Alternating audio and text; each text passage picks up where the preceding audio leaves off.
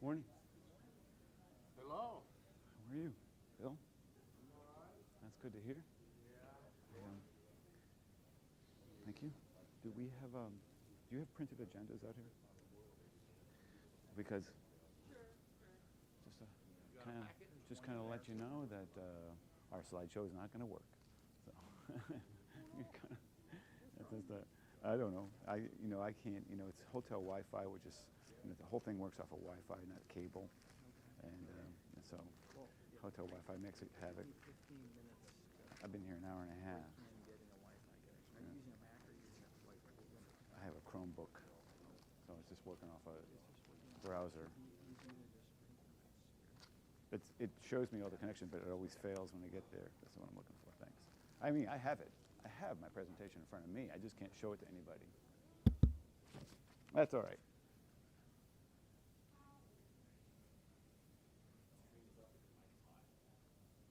Oh, okay. I'd like to test it. Turn it up front. Listen to that. Test it. Test. Test. 1, 2. 1, 2. Can you hear me? You can hear me from my voice. Can you hear my mic? Is that up loud enough? Is that loud enough? Testing. Test. Test. That's better. Testing. That's better. Thank you. Help a little bit.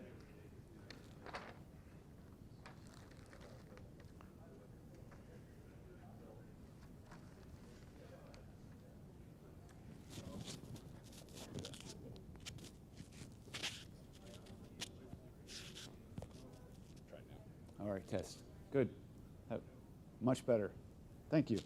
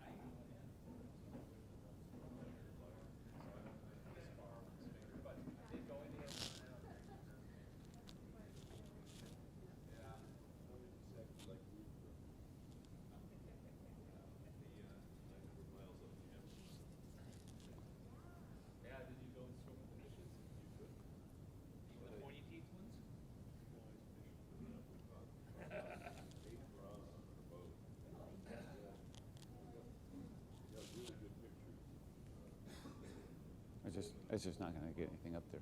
Oh, I guess I'm still hot.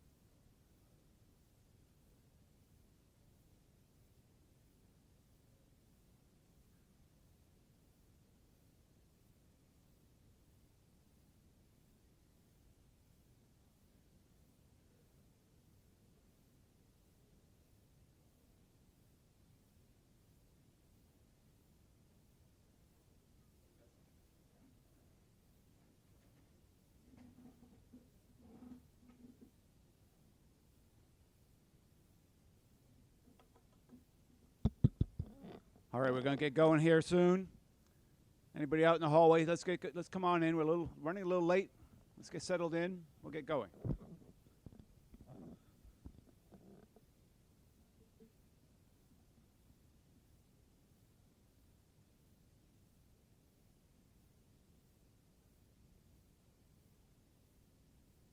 Lapel mic is on.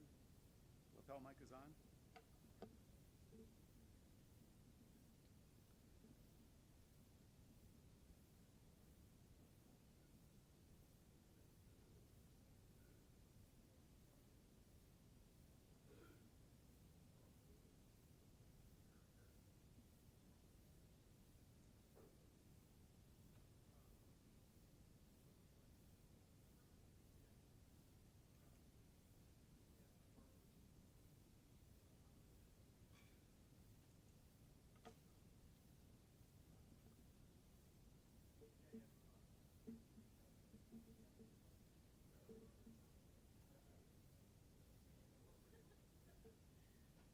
Okay, let's settle down.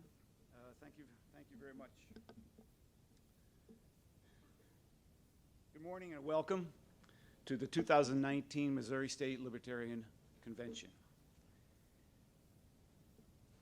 I am your state chair, Bill Slants, and I have the privilege of being up here for you today. Thank you very much. Whatever your reasons for being here today, I interpret them as that you give a damn. The people in this room are the people who are paying attention, the people who feel passionate about our advocacy, people who feel strongly about libertarianism. We as libertarians believe that what makes us strong, we offer logical and consistent solutions to resolve today's issues. Our approach to politics is based on moral principle and self-ownership. I would like to thank all of those who have worked hard on putting this convention together, particularly Cecil Ince, who stepped up earlier this year, volunteering to be the convention chair, and has worked tirelessly to make today happen. I'm dedicating this opening remarks to Rob Cunningham. Rob Cunningham passed on Easter this year, apparent heart attack, and Rob was a jolly, pleasant, dedicated libertarian who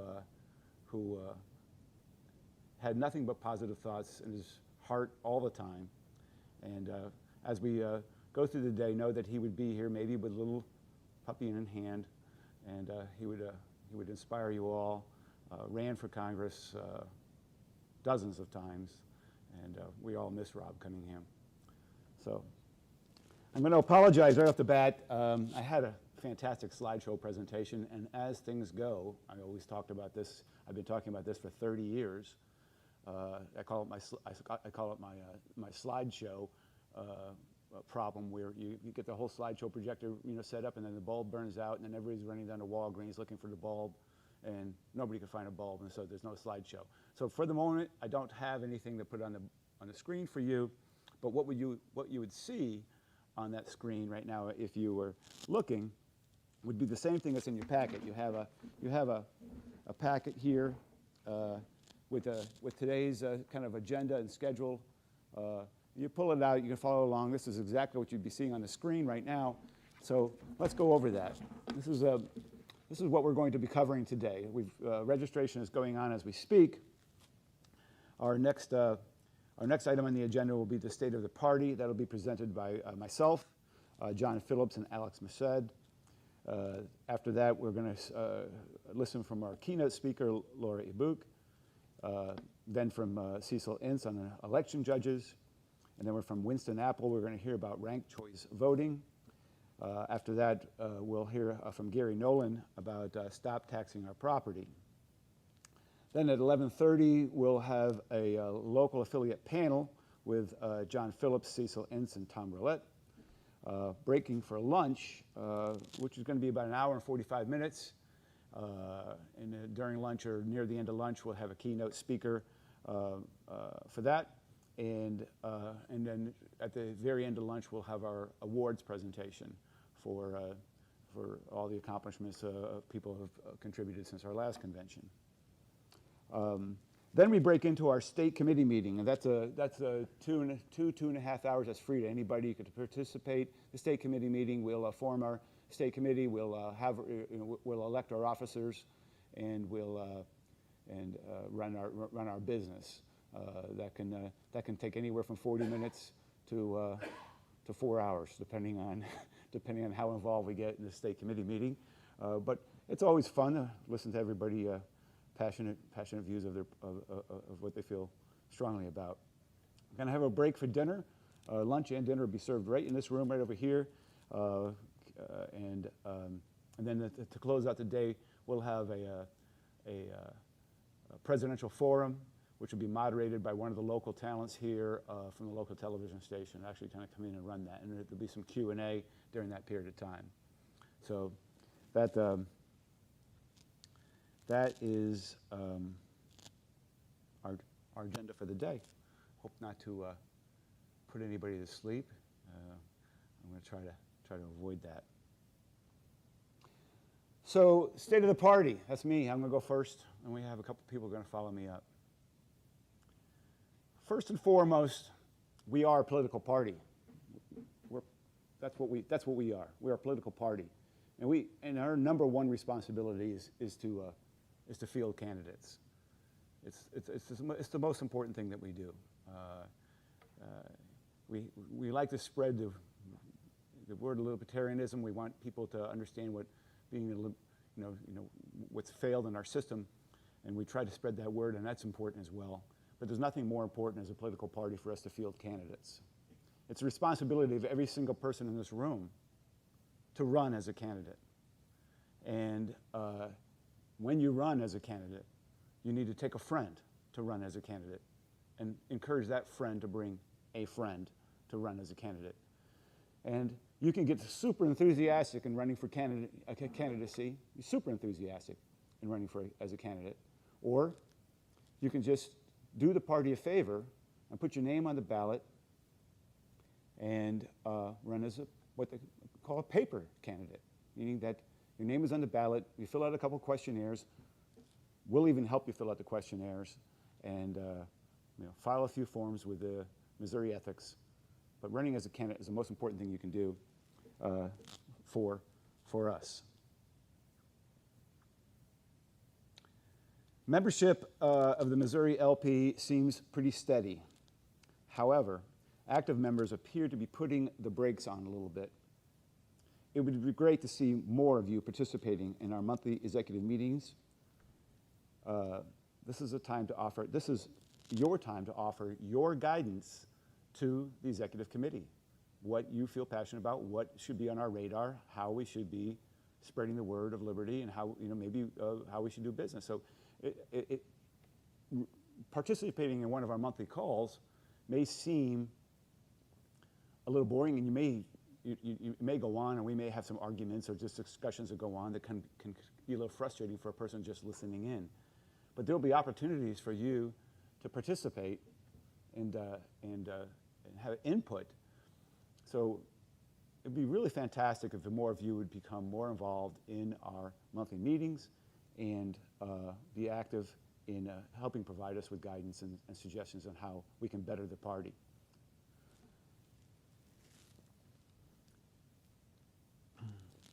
We have some really great things that are going on. I'm going to have Sean will be up here a little bit later today and be talking to you about what's going on with the website and our mail campaign. It's been a long haul, a year or two, I think, with the transition of going from one website to the next. It is up and running now really well, and it's a pretty site. If you haven't been on it lately, it's a pretty site. And we also, through the discovery of a couple of different databases, found out we have about 3,500 names in our database of at least a minimum email contacts. Don't know how many phone numbers and addresses we have. That's huge. If you think about 3,400 people in the state of Missouri who will be receiving notices from us, think about how much impact we can have if we can reach those 3,500 people. We're using a system called MailChimp to reach those people. And MailChimp will send us statistic reports of who's clicked and opened the emails, or whether we have a link in the email, whether or not they click that. So if it takes you to register for the convention, or if it takes you to help out the state fair, they'll let you know who clicked what, and maybe if you have articles or PDFs that are in that email, it lets you know that.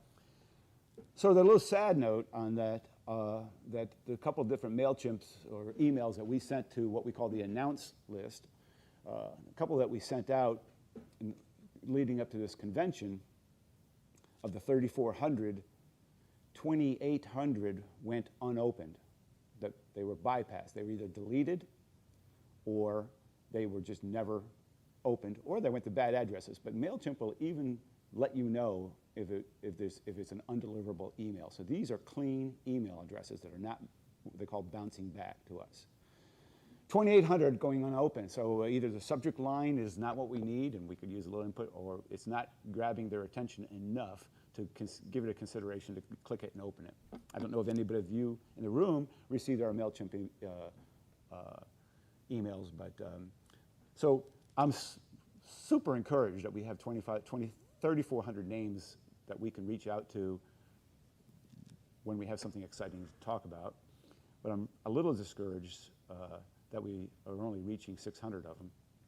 And if anybody can offer a suggestion or figure out a way to maybe make that a little better, we don't want to inundate them with spam, but we'd like to reach out to them at least a couple times a month, maybe, just to let us know what's going on. So that's kind of cool, that part of it. Like I said. The Missouri Libertarian Party is financially strong. We have $25,000 in the bank, and continued donations will help us stay strong and allow us to explore aggressive ideas. At this time, we may not be ready to spend on a campaign. Obviously, spending on a campaign for our chances of being elected would be, in my opinion, to be all frank, is just going to be at this point in time a waste of money until we flipped a few ideas with proportional representation or a few other ideas. So spending some of our money, which can be spent, it's there. We spend it on a good cause, but maybe not on a campaign. I've been thinking that we can invest some of our funds helping with petitions we feel could be successful. So you can hire people to help you get signatures in front of the Target store, the Walmart, or you go down to the state fair. You can hire people to do that to help you out, or just get involved in a couple petitions and maybe just support the person, another entity that's actually got a good petition out there that we feel good about. That might be a great way to spend a little bit of our money, but that doesn't mean we should just spend because we have it.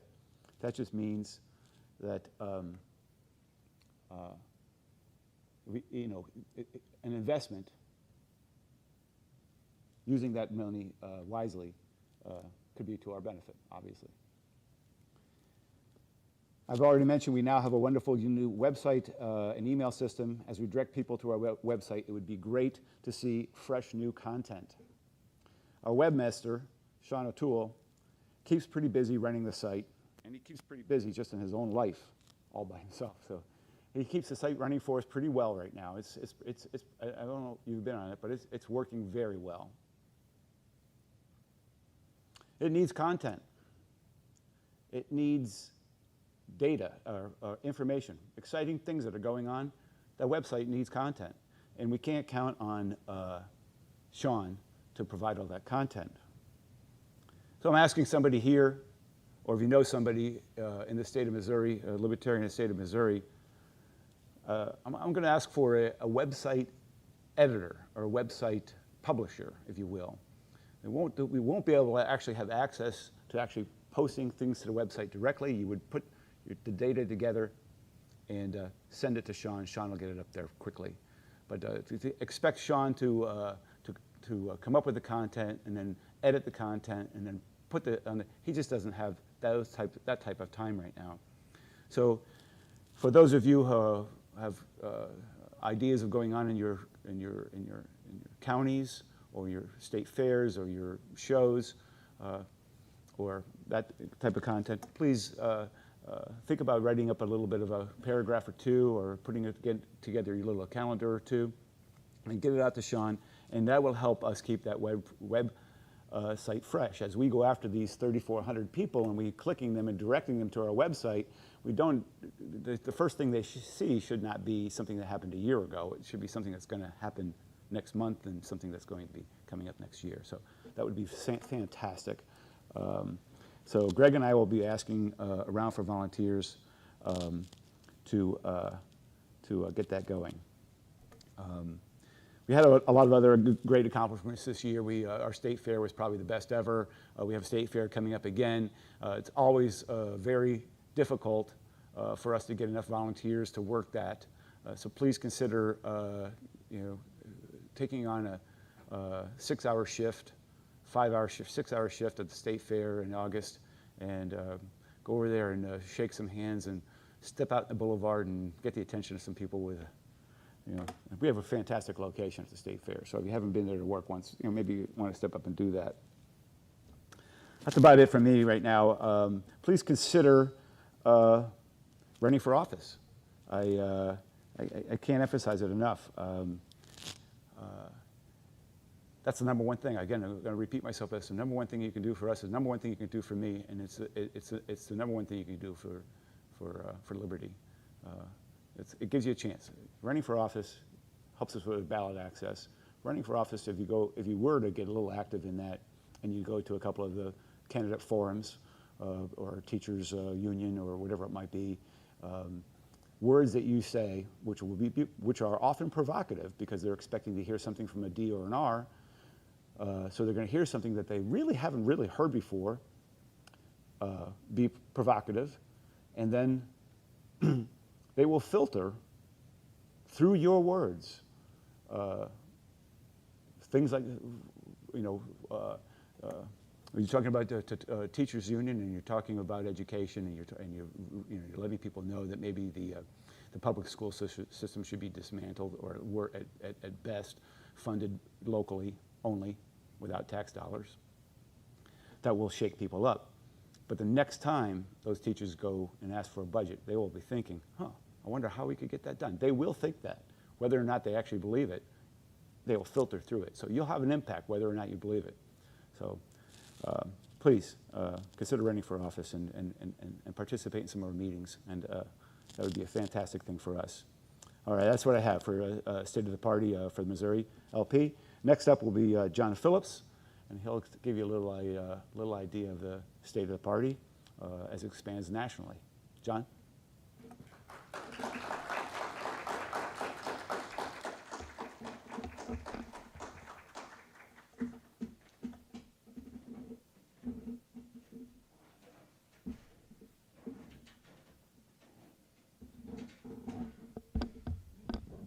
Good morning.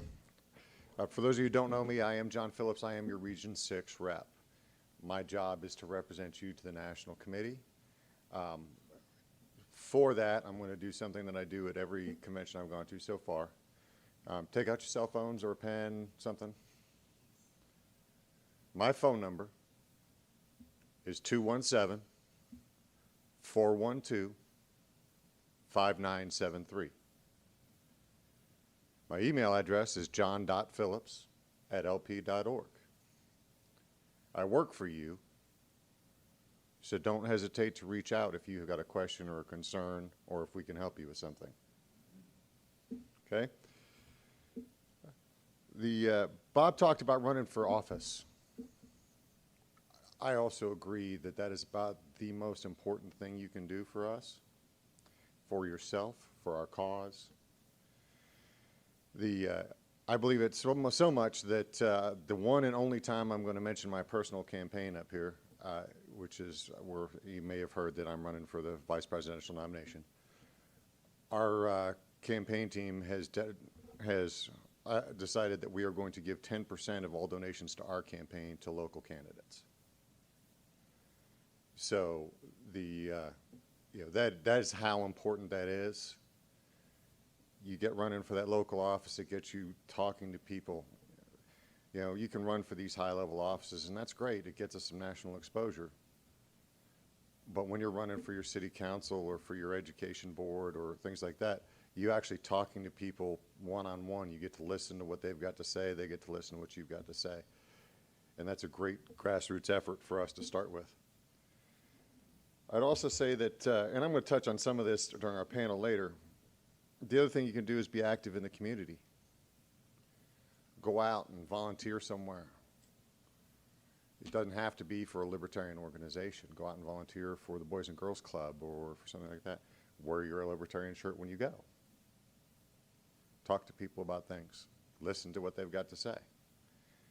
Just get that word in people's head, get them thinking about it.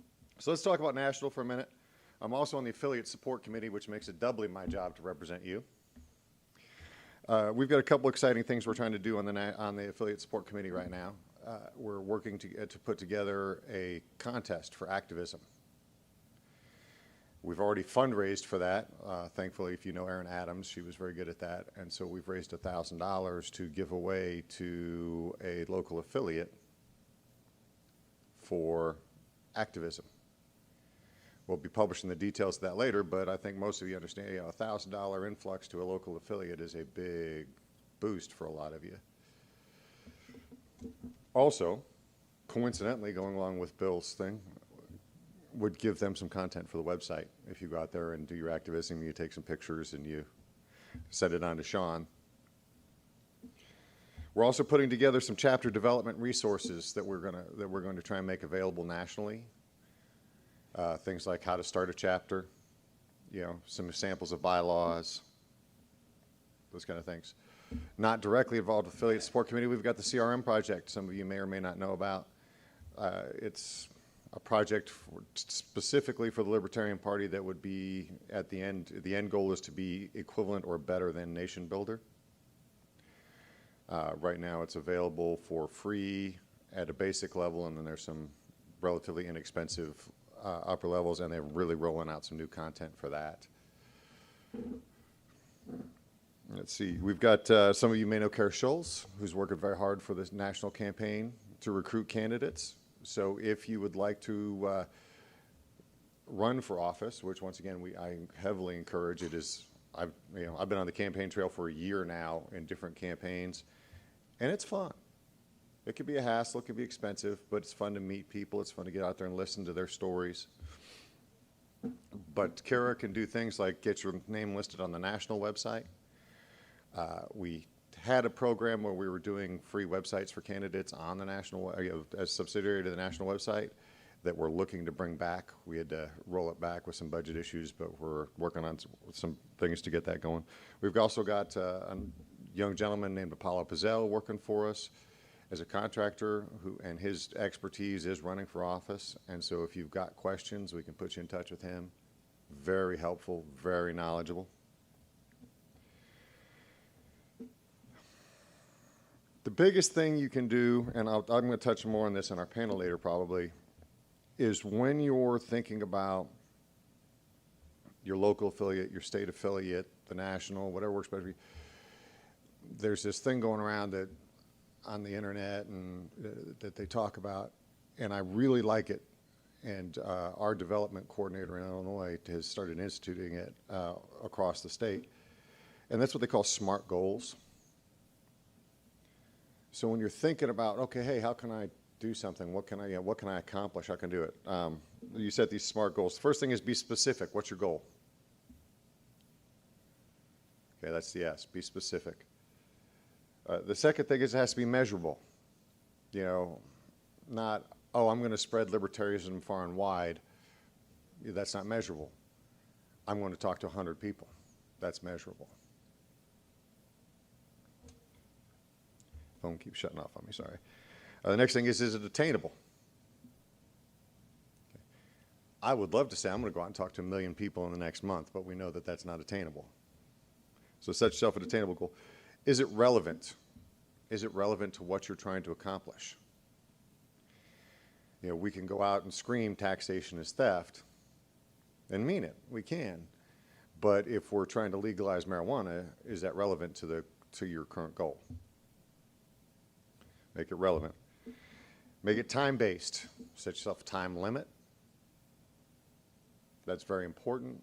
You know, okay, I'm not just throwing this idea out there and someday it's going to happen. If you make your goal attainable and measurable, set yourself a time limit to do those things in.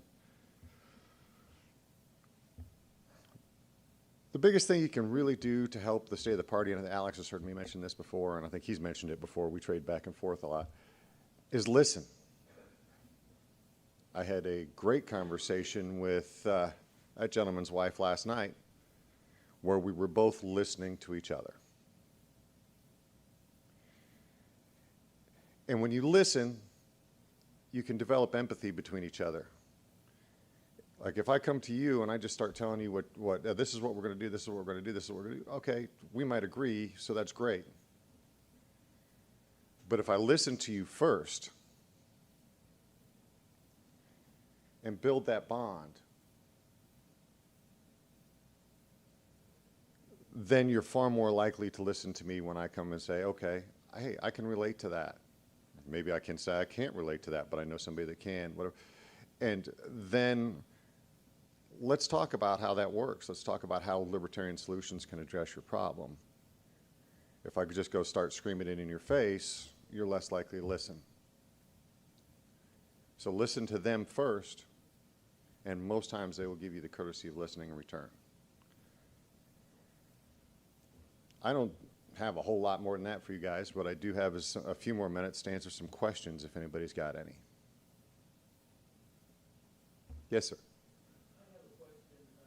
The previous speaker talked about the website, but I didn't see where he gave us an address. And is that there's a national website that I looked at, and I'm wondering, was he talking about the state? He was talking about the state website address, yes, sir, which is MissouriLP.org or LPMMO.org. Thank you.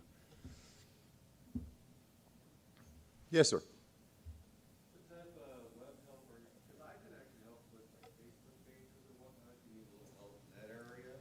Okay. I manage the Missouri Campus Reform organization on Facebook. So one more page to help, like let's say a page like your page, you want to return that like, I can go ahead and just do that for you. It helps you with search engine optimization and whatnot.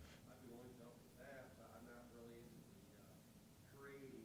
Well, no, and that's an excellent thing. There's all kinds of ways to do that. First of all, talk to Bill. Who do you have handling social media? Is that Sean still? Randy. Get with Randy, and he'll help you with the state access. I would also recommend there's a Facebook group called Open Source Liberty, and all that group is a group of volunteers that help each other out in liberty-based causes. A lot of it's candidacies, but if you've got something that is a liberty cause that we can help you with, that's what the whole group is about, and it is nationwide. We've got members from California to Maine, and so if you're wanting to help out on social media, that's a great outreach tool for you. And then Kara Schulz would be a good person to talk to. And Jess Mears. At National, they're always looking for people to help out, especially on social media. And I believe it's, Sam, correct me if I'm wrong, it's just jess.mears@lp.org, right? And the same with Kara. Kara is CARA.Schulz, SHULZ at LP. Sam?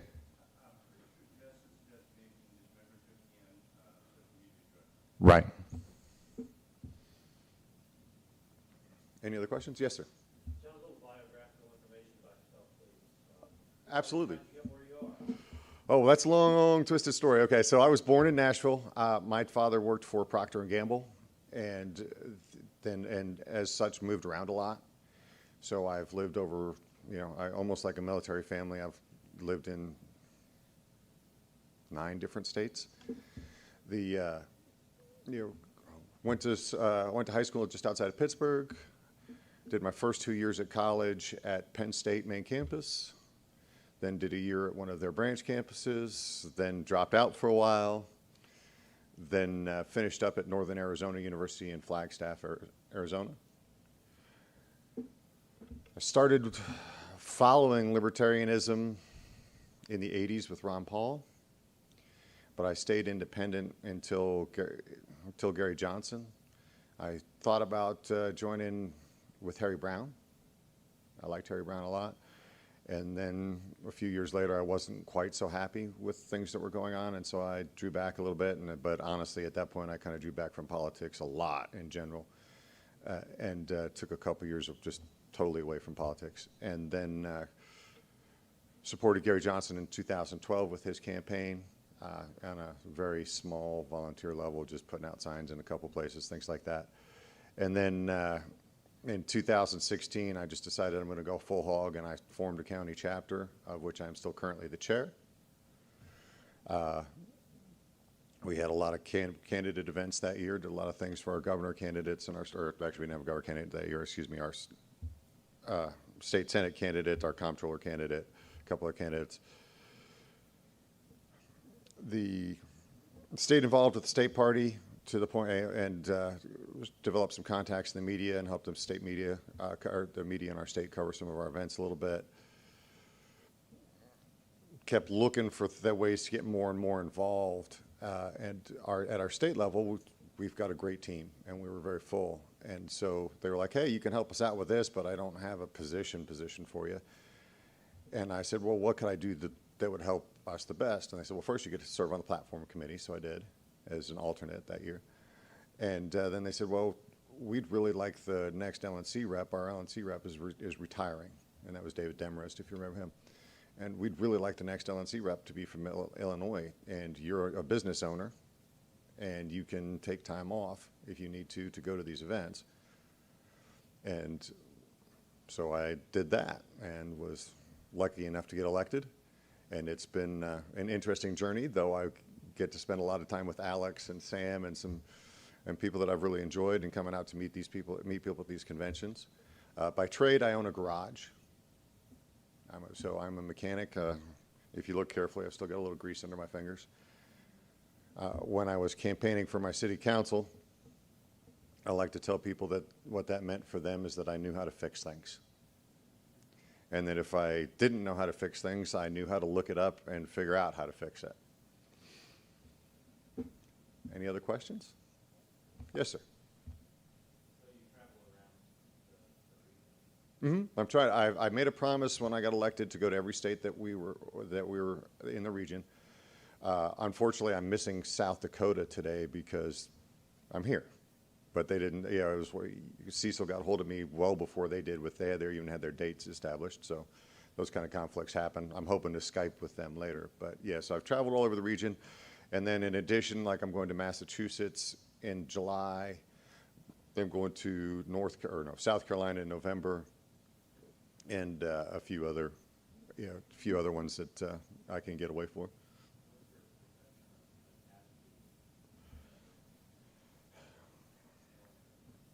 Okay, the perception of the attitude is optimistic, and I'm going to explain that a little bit, in that it's very optimistic when you come to an event like this. Do not judge everybody by Facebook, although we get a lot of burnout from activists who get burnt out on Facebook because it gets so combative on Facebook. Don't do that. You come to these events and meet people, and it revitalizes your energy every time you go. You know, I mean, I get a little tired sometimes. I get a little worn out, a little frustrated, and then I come and I hang out and have a great conversation like I did with you and your wife last night, and I'm sure I will with other people today. And that energy comes back, and I'm like, this is what we're doing this for. So that's the attitude I get. Anybody else?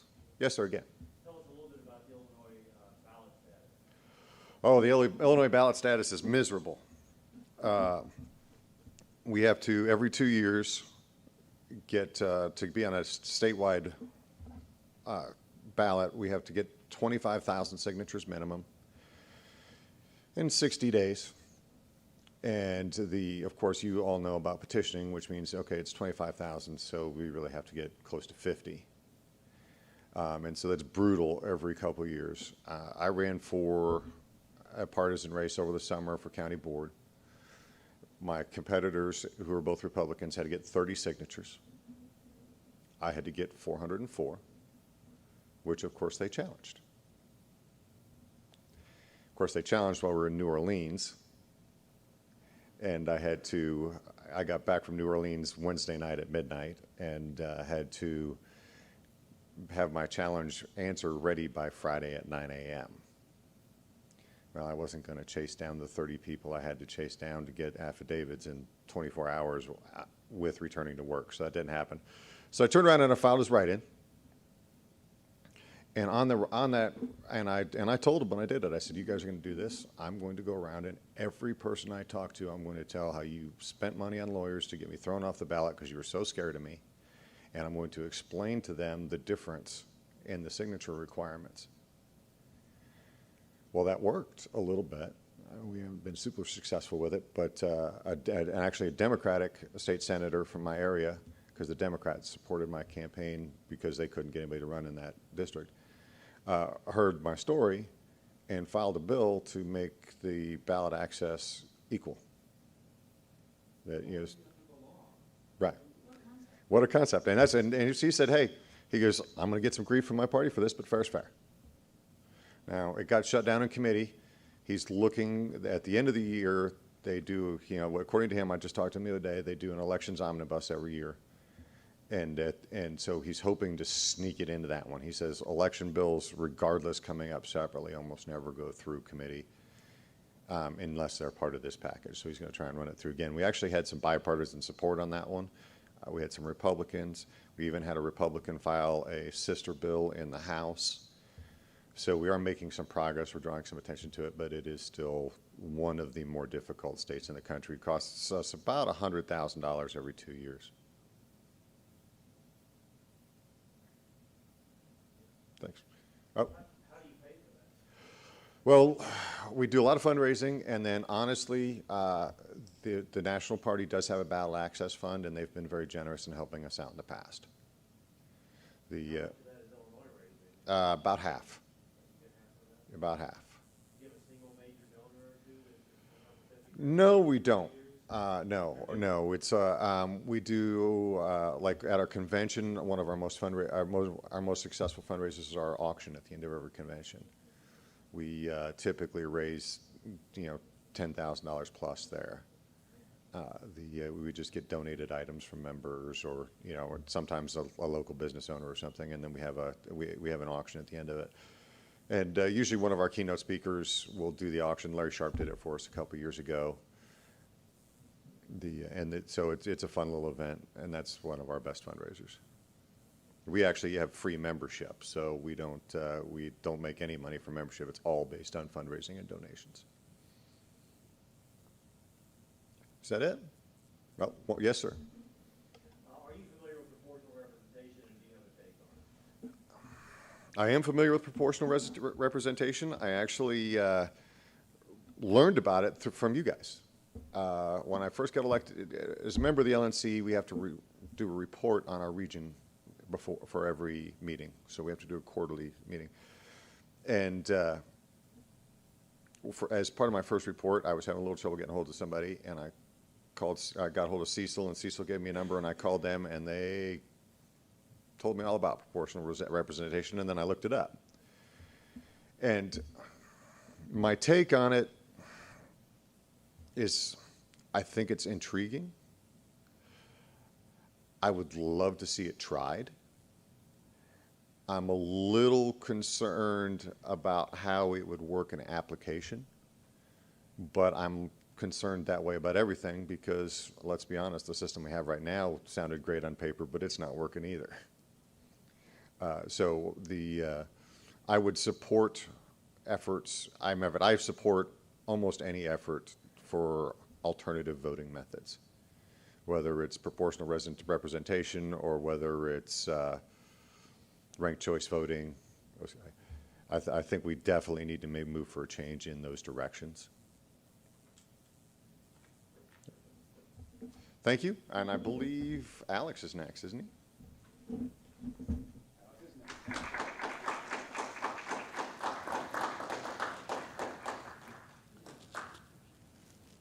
Okay, our next speaker on State of the Party Address is Alex Merced. He's the LNC Vice Chair. Thank you, Alex. Thank you. Hey, everybody. My name is Alex Merced. I'm the Vice Chair of the Libertarian National Committee. And first off, I want to say how much I deeply appreciate all you guys having me here today. It is an absolute pleasure to be here. Every time I travel to one of these conventions, it just makes me fall in love with the Libertarian Party that much more. Seeing all the hard work, seeing everybody doing the right things, it's been amazing. And when it comes to the state of the Libertarian Party, the state of the party is good. And we're going to talk about why. Okay? First off, to appreciate where you've been, you have to take a look at where you were. And I mean, over 40 years ago, we didn't have the organization we have in every state. We hadn't climbed all the ballot access barriers that we have climbed. And these are things that the Republicans, the Democrats, these are issues that they never had to deal with. They're the ones who erected most of those barriers after they already had their foothold, but we still overcame. And we are the largest emerging party in the country, okay? And that's something to be proud of. Why? And why do I think that's the case? Is because we are an example of the very values that we believe in. The Libertarian Party is a free market for libertarian action. And why do free markets work? Because it allows us to learn quicker, to adapt faster through trial and error. And that's what happens in the Libertarian Party. We are not top down. We're not sitting there telling people this is how you do things. We let people try different things, different candidates try different strategies, different tactics, different messages, and we learn what works and what doesn't. And because of that, we've been nimble. We've grown quicker. We've been able to adapt faster and do more with less. And that's why we are the fastest growing emerging party. But there are so many reasons for optimism going on right now. So when I think of why the Libertarian Party is important, I generally think of 4 things. Most people think of 2, I think of 4. The first one is politics, okay? The idea of electing candidates, okay? And we have some impressive wins over the last year. Jeff Hewitt over there in Riverside, California, in the County Board of Supervisors, okay? We just had Shannon Thomason elected to mayor over there in Texas. We just had Deborah Altman in New York City elected to the New York City Education Council, okay? And she's someone who's going to be an amazing figure on that council. She is a single mother who really, really is passionate about making sure that her daughter has the best education living in New York City. And she's going to be someone who's going to really be a powerful voice for moving education in a more libertarian direction, giving parents more power, more choice in how their kids get educated. So we have some wins on the board. And on top of that, we have momentum. Okay, we take a look at Bethany Boldez in Idaho, Wyoming, almost unseating a Senate Majority Leader. Take a look at many elections. Take a look at Larry Sharp, who got 90,000 votes, which is a huge increase from previous gubernatorial elections, getting New York ballot access for the first time in New York's history. And then again, Deborah Altman, that was very recent. Jeff Hewitt, that's last year. The momentum continues. The wins continue. The reasons for optimism continue growing. But politics isn't just electing candidates and running candidates. It's also ballot initiatives. We can change the rules directly because at the end of the day, we're just trying to move public policy in a more libertarian direction, in a place where you have a world more built on consent, where we can choose how our social and economic arrangements occur. And why does that matter? Why does consent matter? Because when our arrangements are based on consent, there's more reciprocity. When you're in a relationship, you do what you can to make your partner happy because you want them to continue to consent to that relationship, and they're going to do the same. So consent creates reciprocity, but it also brings accountability because if someone isn't providing value, they can walk away. So you have reciprocity, accountability, and you have knowledge. Every time we make a choice and it works out well, we learn something. Every time we make a choice and it doesn't work out well, we learn something. So in our social and economic arrangements where there is consent, we have reciprocity, we have accountability, and we have knowledge. Wouldn't we want more of that in healthcare? Wouldn't we want more of that in education? Wouldn't we want that more in every aspect of our lives? That's what the libertarian message is. We want that accountability, reciprocity, and knowledge by bringing consent to all our social and economic arrangements. But through ballot initiatives, we can make that change directly. So We can elect candidates who can make those changes. We can do ballot initiatives that make those changes. And we can lobby our legislators, okay? As John was talking about, talking to officials over there to change ballot access laws in Illinois. Okay, Laura Ebke working with legislatures across the country to reduce licensing reform, to do licensing reform to help people be able to have more opportunities in their life. When I was in the Delaware Convention a few weeks ago, there was an organization by the name of Delcana that works on lobbying the Delaware government regarding cannabis reform, because right now they have a bill that would legalize cannabis, but also cartelize the industry in that state and leave it only a few companies and cut out the ability for Delaware farmers to be able to participate in this new industry in Delaware. So they are sitting there trying to make sure that not only do we push things in the right direction, but we push them in the right direction the right way. So there's so many different things we can do as a political party as far as organizing in the political space, but that's not the only space. Of course, there's the element of education. When we run campaigns, when we organize, when we throw events in our communities, we are helping expose people to libertarian ideas, to new ideas, that idea of consent that they may have never heard before, never thought in that way before. So everyone always kind of thinks that politics and education, that's generally what we think. But what we don't oftentimes hear about is the idea of community. And the community within the Libertarian Party is one of its greatest selling points, because it's an example of the world we're trying to create, a world where people choose to congregate with each other, where we choose to help each other. When I go to Libertarian Party events and Libertarian Party conventions, I see people carpooling. I see people taking care of each other's kids. I see people giving a place to each other to stay. Everyone's helping each other out consensually. That's exactly the world we're trying to create.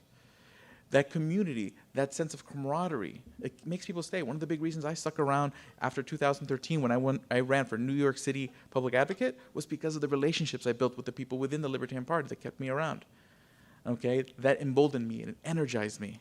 So the community we build within the Libertarian Party is one of our best recruiting tools, is also one of our best transmissions for education and political action, because it keeps people in the game. Okay, and again, also acts as an example of our ideas. But the fourth thing is healing. A lot of times we hear people say, you know, we all kind of understood these libertarian ideas when we were kids. The idea that, you know, don't hurt people, don't take their stuff. We kind of understood as a kid, and somewhere along the way we kind of forgot. But there's a reason why we forget. It's because we get hurt. We make mistakes. People hurt us. There's scar tissue that comes up with growing in life. And oftentimes people can't hear you. They can't hear the libertarian idea. They can't consider libertarian solutions because of the scar tissue that's built up through life. That's make it harder for them to trust in the idea that we can organize voluntarily, that we can give people freedom. But through the community within the Libertarian Party, through the advocacy, through our outreach politically, we help people heal. We help restore their faith in individuals. So that way they can actually listen to the message and hear the message and embrace the message. And that means more votes when a candidate runs for office. That means more votes for a ballot initiative. That means more volunteers, more donors, more media attention as that community grows, as we help people heal and see that message and hear that message. So in the state, when I go from state to state, I'm seeing that all those aspects grow. I'm seeing, again, better electoral results. And when you are a member of the party, when you pay, I mean, whether it's your $25 to become a member of national, or your dues to your state party or dues to your county party, it goes a long way. I mean, when we take a look at some of the investments we've made at national, whether it's Kara Schultz and Apollo Pazell, I mean, that who basically got involved in many elections and saw great results for it. Higher vote totals, more organization, all sorts of things that we can be very proud of to show that that investment was worth it. So by renewing your membership, by donating to your party, again, whether it's national, state, or local, you're helping to fund those things. The CRM project, which is allowing more states to be able to basically keep track of data, so that way every time there's an election, they're not starting from scratch data-wise. There's so much that's going on that when you support the party, when you stay involved, you're helping build that. You're helping build that infrastructure for a brighter future. And we're seeing that future build up now. So the bottom line is the state of the party is good. We're electing people. We're seeing higher vote totals. We're getting ballot access in states we haven't gotten them before. We are seeing more people donating. We're seeing more people become members. You're seeing more people change their registration.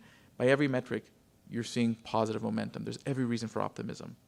Now, a couple other housekeeping things. John, you mentioned Open Source Liberty, which is a great Facebook group. If you're someone who wants to volunteer, kind of meet other candidates and say, hey, can I help out your campaign?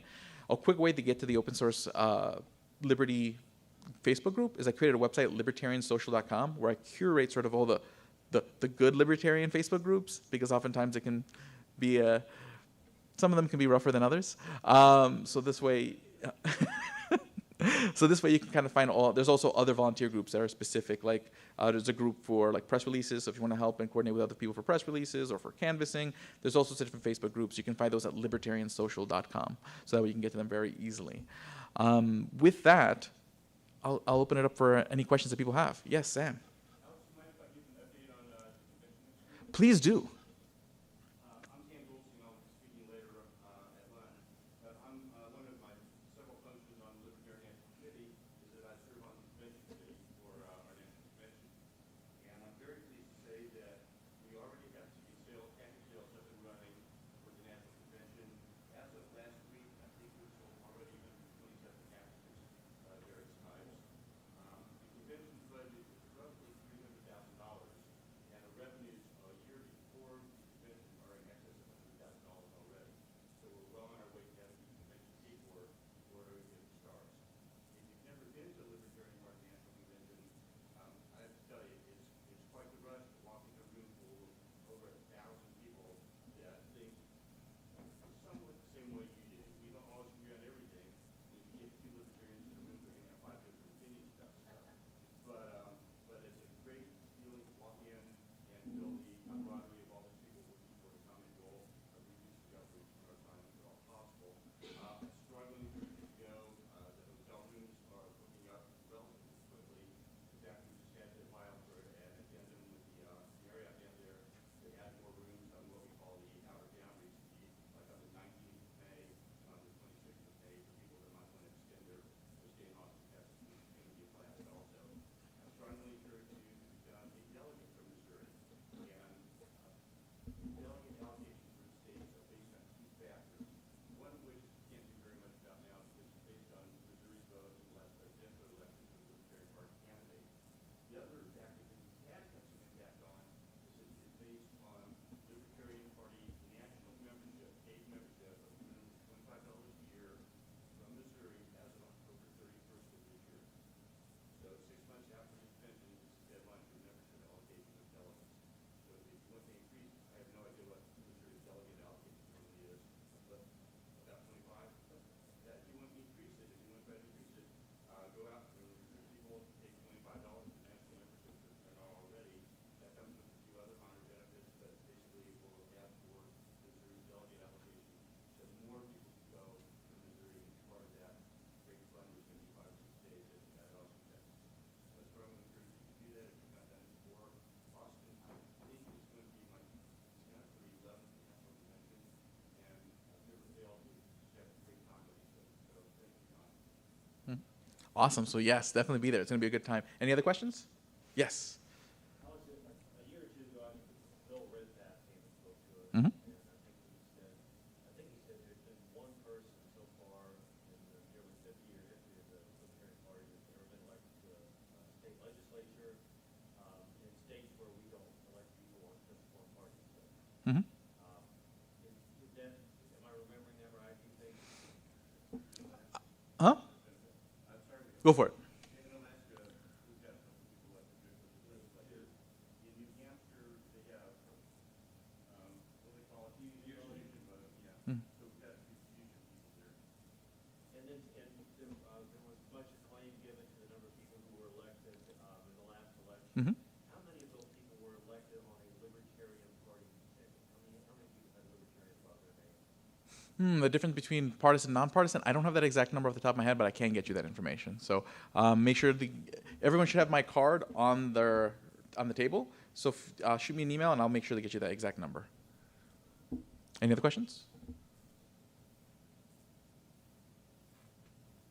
Cool. Well, thank you guys very much for having me. I'll be here all day, so feel free to come chat. I always like to kind of hear about everyone's experiences and whatnot. And again, I appreciate it deeply from the bottom of my heart for having me here today. And again, the future's bright.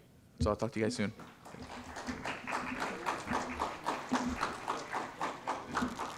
Don't forget this. Thanks, Alex. Alec.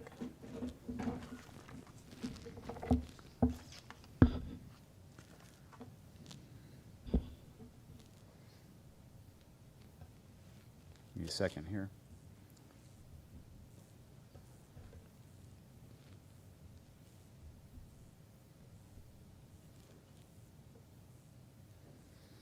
I'll get there.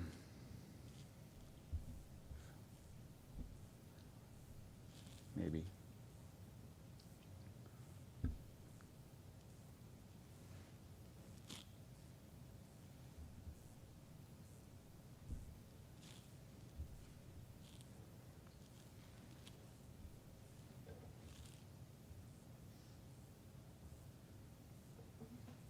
Okay, thank you, Alec.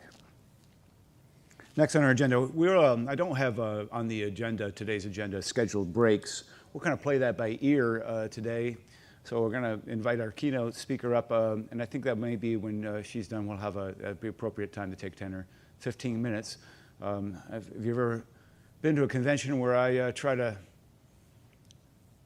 keep it organized? I usually keep the breaks pretty short. So keep that in mind. When we break, go, come back. But we'll break probably after Laura speaks. Our next keynote speaker for this morning is Laura Ebuk. She is an American politician from Nebraska, a resident of the city of Crete, and in the southeastern part of the state. She was elected to the Nebraska legislature in 2014. Please welcome Laura Ebuk. Thank you. Why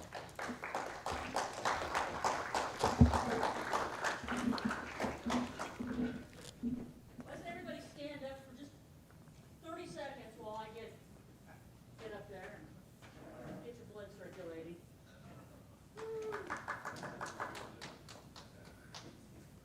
Thanks, Laura. Thanks. See, that's a good thing, right? Okay, so first of all, thank you all for inviting me to come and speak with you today. I think this marks, I've lost track, 12 or 13 of the states that I've been invited to speak at, and I've been impressed as I go around that libertarians in real life are not like libertarians on Facebook. So that makes me feel good. I'm not going to bore you with most of my story. Most of you have probably heard some portion of it at some event. So I'll give you the really abridged version of it. One, I was born into a family of Goldwater Republicans. They were all very libertarian leaning. We had bookshelves filled with Hayek and Mises and Friedman. I was a young activist. I was a Reagan 76 Republican in high school. Cast my first vote for him in '80. And while I came to sort of regret that as I got older, Reagan of '80 was not the same as Reagan of '76. I went to college, got married, went to grad school. I taught political science. I had kids. Now I have a grandchild. So there's all sorts of excitement going on in my life. I got elected to my local school board in 2002, and I served for 12 years on that. And then in 2008, I got to go back in time just a little bit to 2006. In 2006, I was on the school board. I was running for re-election, and my dad decided to run a petition campaign for the state legislature after the primary. We have a nonpartisan legislature, and it's a best of top two move through, and there had been 3 people in the primary, the incumbent and a challenger moved through, and then 2 weeks later, the incumbent withdrew. So the challenger would have gotten in for free. So my dad, believing that a challenger, that a challenger shouldn't be unchallenged. Somebody who had never served in office, shouldn't be allowed to just move right in without a challenge. My dad mounted a petition campaign in the district that I live in, and he asked me to be his campaign manager. We lost, but we did have a good time, and it was sort of a fantastical event because it was a lot of fun. And we collected the signatures, got him on the ballot, and then had a disappointing election night. But it rejuvenated some things in it kind of deepened my soul. I'd become an academic mostly. Except for my time on the school board, I'd become pretty academic. I was teaching political science. I had my PhD and had decided that that was the direction of my political interests. And then in 2006, my dad runs for the legislature, loses, but I said, hey, this was kind of fun.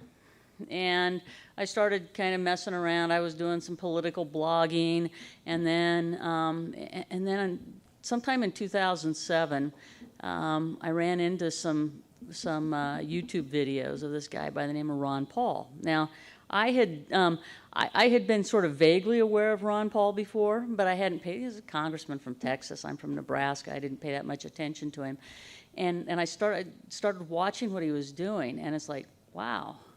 There's something there. Didn't agree with him on every single thing. Probably some of his stuff was a little further someplace than where I would have gone. But it's like, okay, he's actually talking about liberty. And so got involved in the Paul campaign in 2007 and 2008, and then again in 2012. And remember, I was a registered Republican at the time. Helped in 2008 to found the Republican Liberty Caucus in Nebraska. Because I thought that, well, gosh, Ron Paul's there. There must be some hope for liberty in the Republican Party yet, right? And I ran for the legislature in 2014. We have term limits in Nebraska, so the guy who had won was term limited out in 2014. And you got to remember that Nebraska's term limited. We're nonpartisan, so we don't run under a Republican or Democrat label or anything else. It just shows up as a nonpartisan race in the Nebraska legislature. And my district is sort of a reddish-purple district, mostly red, but there was a significant chunk of sort of blue in the community where I live. And it was a really tight race. In 2014, I won by a whole 167 votes out of about 12,000 cast. And I was assisted nominally by the Republican Party. Not very much, but they were out there. In April of 2016, by the time we got into April of 2016, I kind of made the governor mad. Our governor is a Republican. He also owns the Chicago Cubs, if that gives you some sense of, the level of financial backing that he's got. And he had gotten angry with the legislature because we had in the first 2 years that I was there, we had repealed the death penalty. We had supported driver's license for DACA recipients, and we had supported occupational licensing for DACA recipients.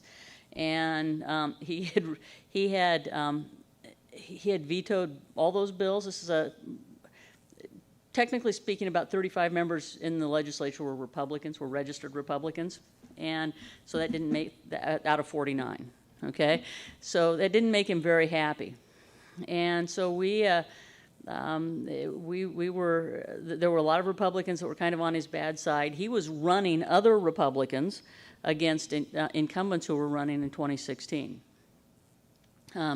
I was invited to speak to the Libertarian Party of Nebraska convention in 2016 because I guess I was the closest thing to a libertarian they could find that would come for free, and so it was a great time because during the Paul years I had crossed paths with a lot of these folks. They were a good bunch of people, and so I spoke to the Libertarian Party of Nebraska. Any of you know Ben Backus? Okay, so Ben was an officer in our state, and he's been to the national convention a number of times. And as we were standing in lunch, Ben comes up to me and he says, Senator, if you ever decide to make a party switch, we'd be happy to have you. I said, oh, well, thanks, that's nice. It really wasn't something, I'd always felt a kinship with libertarians, but I hadn't really, I'd been a Republican forever.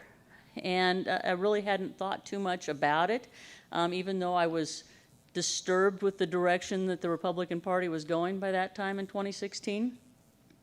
So in May, about a month later, I went to the Republican State Convention, and I sat in the back of the room. I didn't go as a delegate. I just sat in the back of the room because that's what good, elected officials do. Sat in the back of the room, and the governor got up, and he called out by name 18 state legislators who had voted contrary to his will on some of these, the three votes, DACA, and the death penalty. And he says, and it's time for us to start electing more platform Republicans, because the Republican Party platform, was contrary to those votes. And I was in a good place. I got up, I walked out the door, I told my colleague that I was sitting next to, I said, I'm done. I got up, I left, I went home, and I changed my party registration online.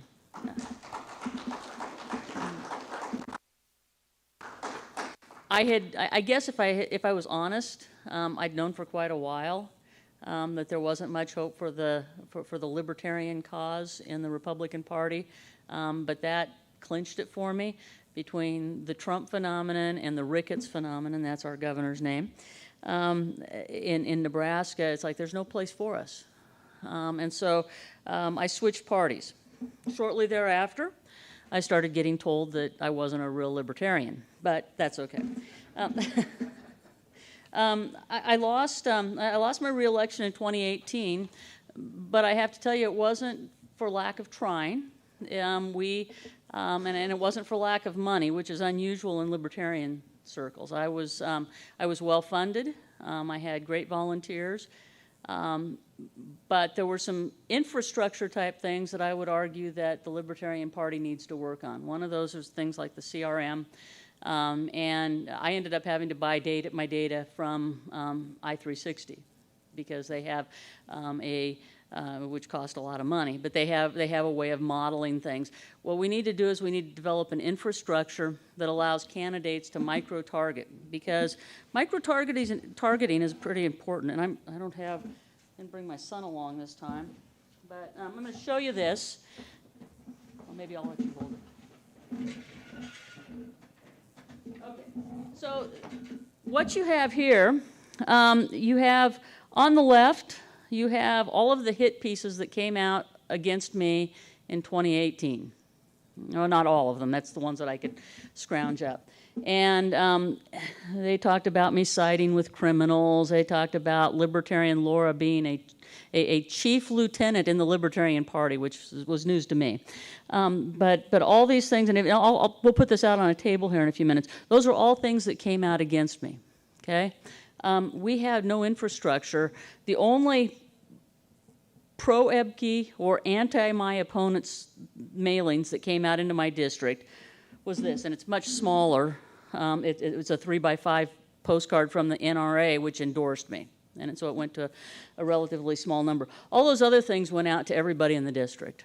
Republicans, Democrats, me, I got a lot of them from the Republican Party telling how terrible I was. So we got to be prepared, because when the big parties actually start taking us seriously, you can put that down or put it over there or whatever. So, thanks. When the big parties actually start taking us seriously, and when they actually start worrying about us, they're going to come after us.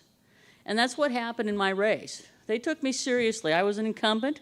I was chair of the Judiciary Committee. I had people, already approaching me about running for speaker in 2 years. I had all sorts, it was a different, it's a different paradigm than we oftentimes see in libertarian politics.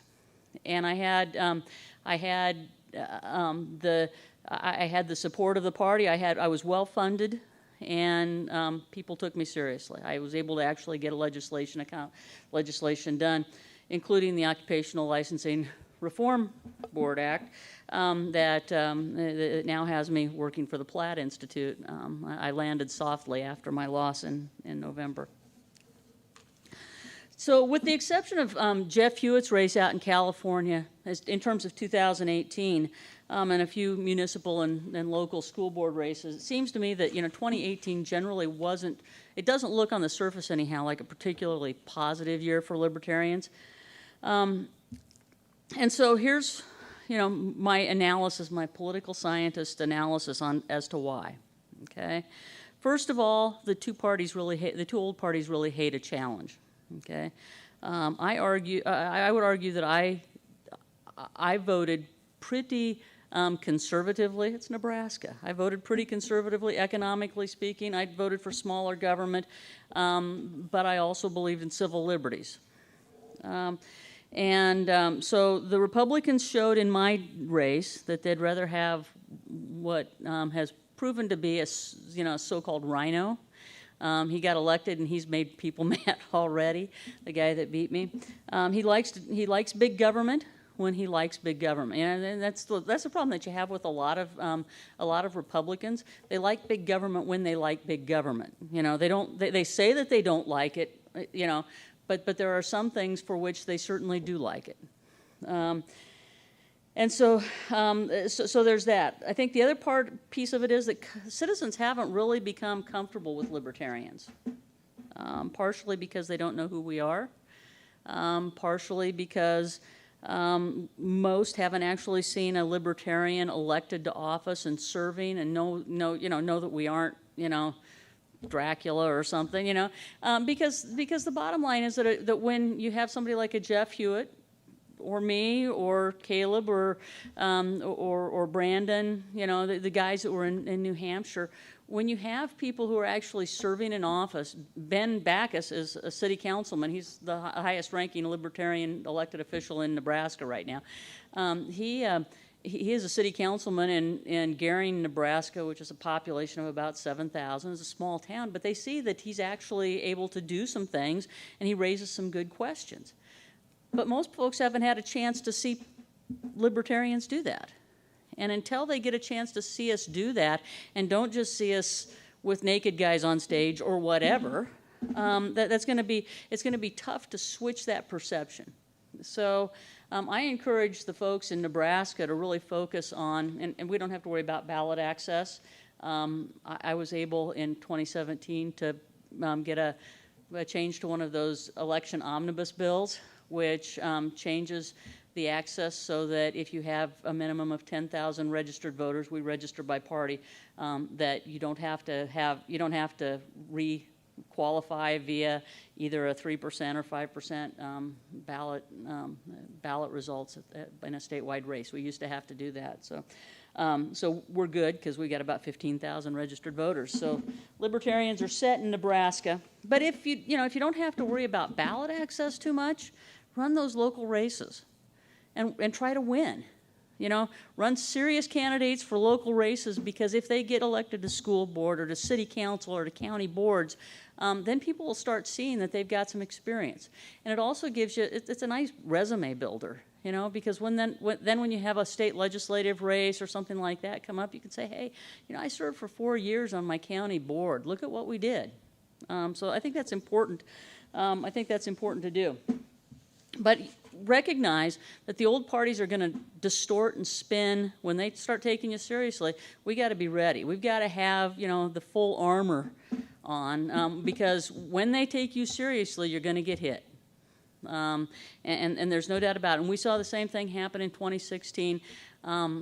People were starting to take Johnson and Weld seriously, for better or worse.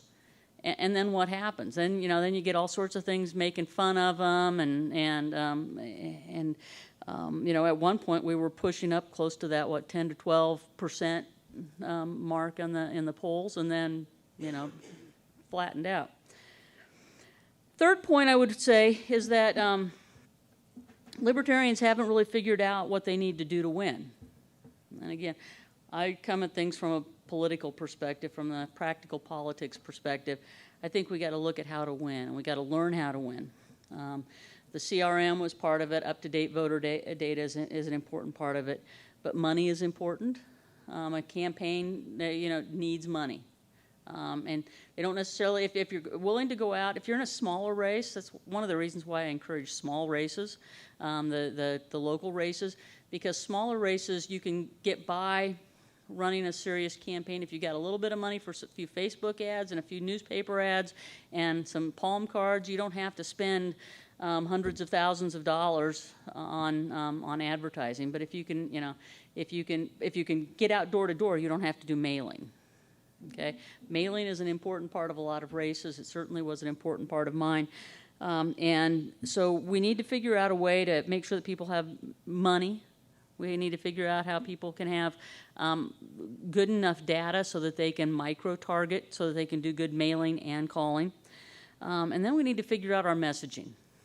And, if we want to win, we have to have all of those things, plus we have to have volunteers.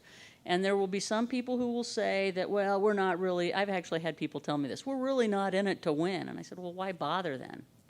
If you're not going to try to win once in a while, you're not going to win them all. But if you're not in it to win, what are you a party for? I mean, even if it takes us 20 years to win a lot of races, why are you doing it if you're not trying to win? Something else that we need to look at, and that kind of goes along with my little banner over there, we need to look at figuring out ways to create some third-party PACs. It's a bad word, but it's the name of the game. If we don't have some PACs that can do instant response, rapid response when things start coming out. This last time around, because of the partisan nature of things, the Republican, all those things were sent out by the Republican Party of Nebraska. That said, had I still been a registered Republican, the governor might have still been mad at me. But what he would have done is he would have gotten other third parties to send out stuff. Some of my colleagues in 2016 who were running for re-election, who were registered Republicans, and they had other Republicans running against them, found that the governor, who has deep ties with some groups like Americans for Prosperity and things like that, and there was one that was called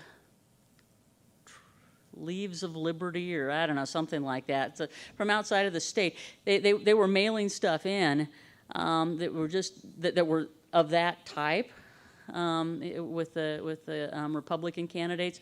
So whether it's the party or whether it's a third-party organization or PAC, we need more. We need the ability to respond rapidly. And I don't know. This may be a function of kind of the nature of the Libertarian Party.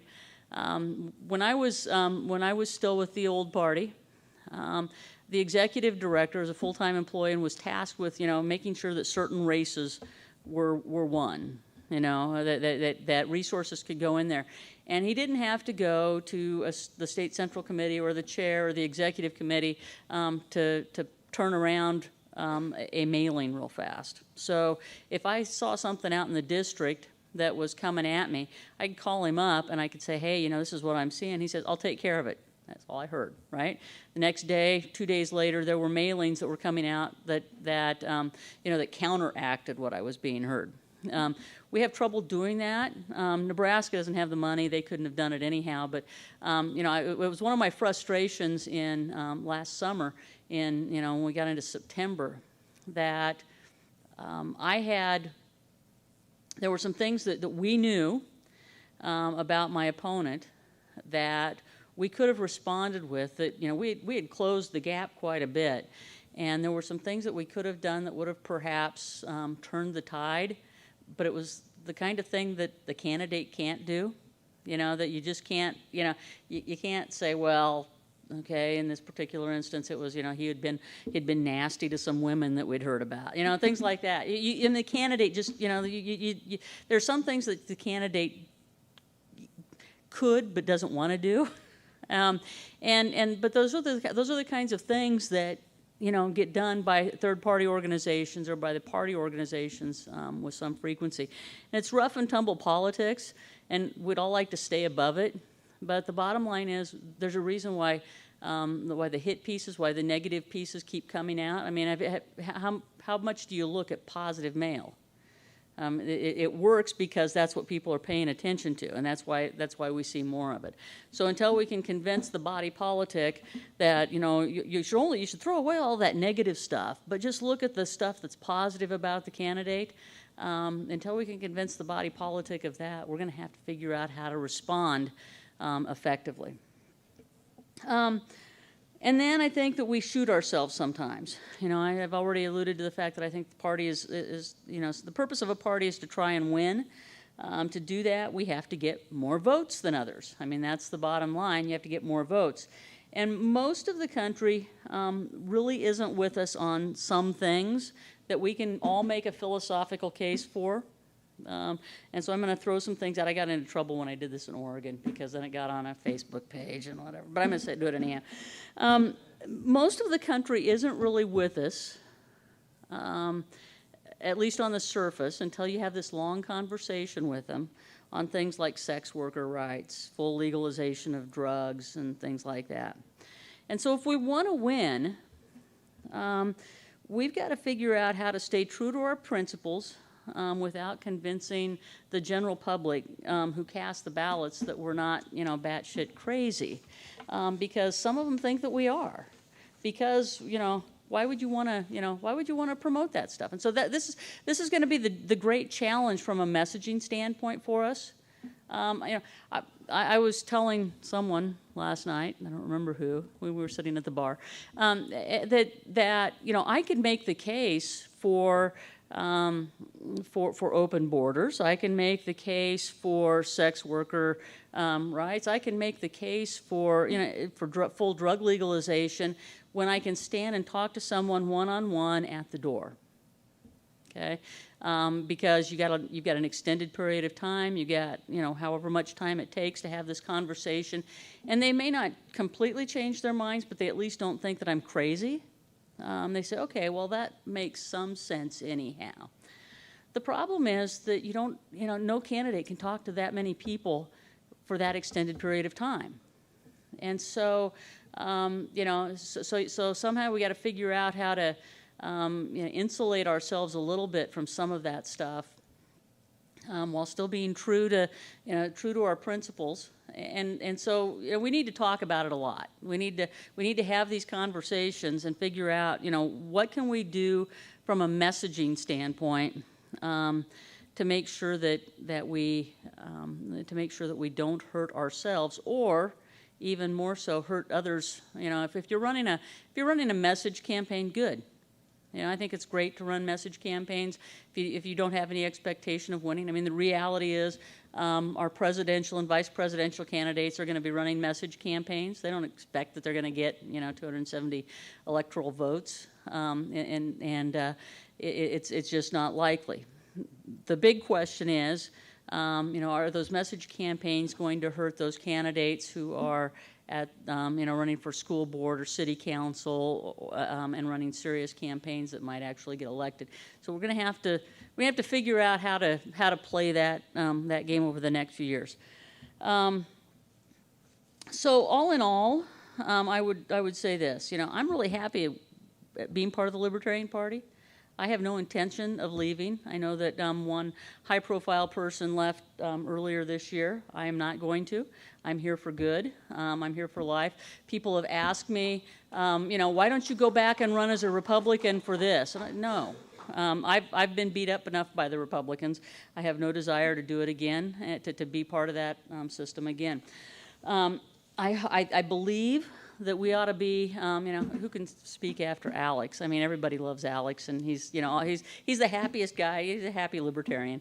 But, you know, it is, I have great optimism for the future, because I see, as I go around to these states, I see people starting to pull together. I see that we're not really all so bitter. I was in Ohio a couple of weeks ago, and we had, there was a picture that I posted of Mike Shipley and myself and Erin Pyle. Is that her last name? No. Yeah, Erin Pyle. And you know, the three of us don't see eye to eye on a lot of things, but it's a stylistic thing. You know, we got to quit. We got to quit looking at whether or not we agree or disagree on style, and instead say, okay, do we all want to push in the same direction? You know, and we do. We all want to push in the direction of liberty, and so we got to quit getting all bent out of shape over, you know, individual style. I can work with pretty much anyone. I think that the Libertarian Party has great potential. I think that the Democrats are fracturing themselves in ways that we can't even begin to understand yet. And I think the Republican Party is fracturing itself in ways that we can't even begin to understand yet.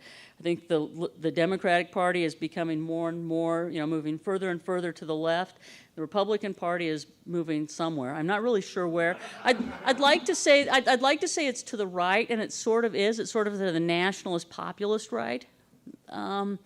But it's a strange place. But I'm a political scientist, and John has seen this. I'm not going to jump rope, but as a political scientist, I used to teach about when I teach American government classes. Political ideology simplified, and you have the right, and you have the left, and the argument was that somewhere in the center, okay, got the right and got the left, somewhere in the center, okay, is where all the Republicans and Democrats were. You didn't have the communists and you didn't have the fascists. And you had the center. That's where most of the Americans were, okay? And Republicans and Democrats were right of center. Republicans were right of center. Democrats were left of center. I think we're seeing a fundamental change. We're seeing that the Republicans are moving further this way, and the Democrats are moving further this way. Pretty soon they're going to get to the end. There's not going to be any difference because it's not really left or right. It's one big circle, which means that all this area in the middle is there for us. Okay? Got a whole lot of people who believe in civil liberties. Got a whole lot of people who believe in economic liberty. And we just have to figure out a way to bring them into the fold and let them know, hey, we're not the ones that are the extremists. We're not the ones that are trying to take things away from you. Come and join us. And that's something that I think that we all can do. I like to, I think I'm starting to run ahead of time. But what I like to do is always give everybody an opportunity to just kind of have a conversation. So if you've got any questions or you want something you want to talk about, let's toss some ideas around. So, thanks.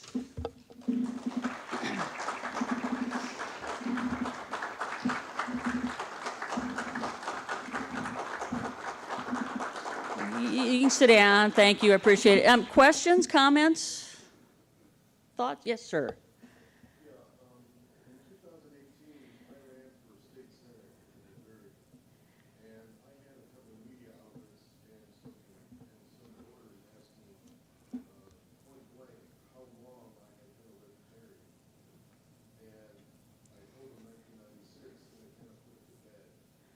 And I was interested in your experience because I wanted to know if there had been a shift in people that had supported you as Republican versus libertarian. Did people change their attitude towards you? Did they change their questions? Did they change the topics that concerned them? 2018 was a strange year. If you go back to 24, I actually got more votes in 2018 than I did in 2014. But we also had significantly higher voter turnout in 2018. And, in 2016, when I made the switch, I actually sent out a letter to my donors in the district. I sent out a mass email to some 1,500 people in my district.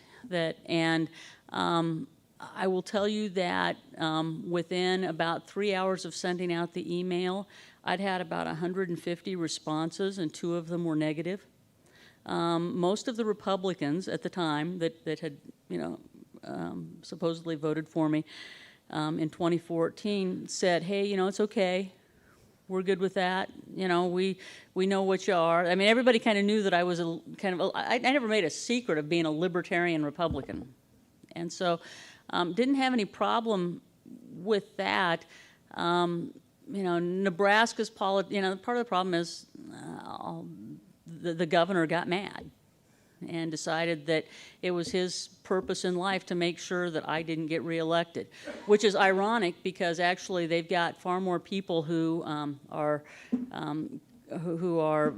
they spent money on my race, which instead of spending it on some races up in Omaha, which meant that he lost a couple of people that he really liked. And so I didn't notice much difference in response until some of those mailers started coming out. And then what I noticed is as I went door to door during the summer and fall, I got a few more doors closed on me. People who were Republicans who I know voted for me before, and I had a few people, not a lot, but a few people who called me a liar, called me traitor, called me, all sorts of things because the Republican Party had managed to convince people that I really was a terrible person. But it's interesting as well because there wasn't a Democrat in the race. It was me and a Republican, and so I went to a lot of Democrat doors, and I won an area commandingly this last time that I had lost before because it was a Democrat area, and the Democrats decided to vote for me because they liked me better because they found out that they liked the idea of somebody who would stand up to the governor. So, I mean, it's kind of a mixed bag. I can't say for sure. Most people, I still have people coming. I do these political brews once a month in my town. Started it 2 years ago, having state office holders and local office holders come to my community, and we just have it's like an open mic night at a local bar. And people are still coming out for those. So, I think it was a strange set of circumstances, kind of this Trumpian populism, and then we have we have some pretty terrible property tax problems in Nebraska that the perception was that I hadn't done enough to fix, which they didn't get anything done this session either, so I don't feel so bad. What else? Yes, sir. I've seen that from another political science professor, the description of Republican Democrats being basically centrist parties and third parties being philosophically based parties. And that, on a bell curve, Republicans and Democrats line up towards the center in order to get the plurality of the votes. And do you really see in the future that they're not going to correct their behavior if they start to lose races because they're not lining up with the center? I don't know. I'm not seeing any signs of it yet. I mean, they might. There may be some, although the question is, where's the center? And will people get engaged? I mean, I think we have a big group of in people that like liberty of some sort. And if we can convince them that neither the Republicans or the Democrats are playing well with them. I mean, I think I've seen the bell curve thing as well, and it's essentially what we're talking about with my rope. But I think that we got to quit looking at it as a straight, a real bell curve, because I do think that at some point you connect in the middle. And then you have what they refer to as realignments, if I'm going to turn into a political scientist. They have realignments. The Republican Party of today is not the Republican Party of 1980, and it's not, and the Republican Party of 1980 was not the Republican Party of 1952. So parties change. They change, and Democrats have done the same thing. I mean, the Democrats who were the pro-civil liberties and pro-civil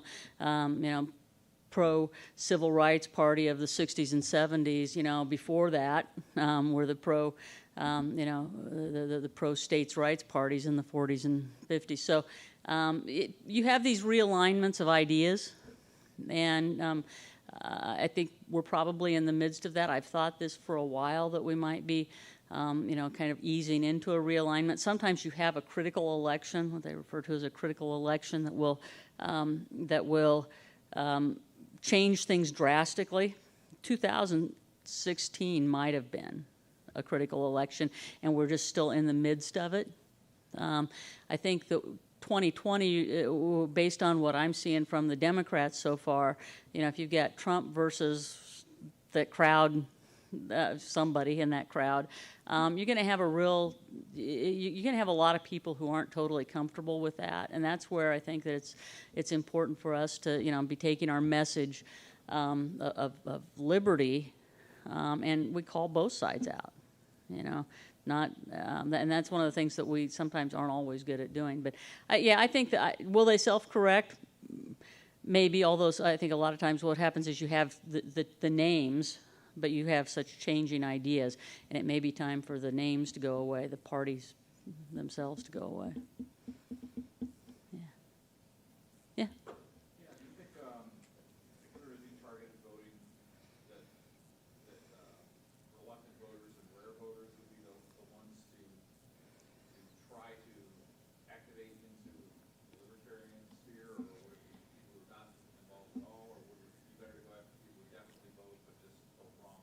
Yeah. That's tough to say. In 2018, I would have said, you know, the targeting that we should be, and that the policy that we took was you target the people who are the likely voters. With a message, you know, the 3x4s and the 4x4s that have voted, you know, most of the elections in the last few years. But we had a huge number of people who turned out who hadn't before. And so there may be an opening, and how we find them, how we decide which ones they are, you know, which ones they are, because you got all these people who haven't voted in a single election in the last 4 election cycles who all of a sudden turned out. And so I don't know how you decide who those are in terms of targeting them, because there are still a lot of them that didn't vote, you know, and so that's the trick, and one of the reasons why I would argue that having the money for, you know, on local races, the money for a big mail program is a good thing, because you don't necessarily want to spend all your time knocking on the doors of people who aren't going to show up, but it's nice to at least get the word out and, you know, see if you can drag them in a little bit. You know, politics is a time-intensive game, and you know, you got to have the volunteers and you've got to have the willingness to continue to talk to people. Okay, yeah, here we go. How much time? How much time do we have? 5 minutes. Okay. Before I ask my question, I just got to point out, I got some feedback from online, that they can't hear the question to the audience. I don't know if this is my words. Is this podium here for audience questions? Oh, yeah. Okay.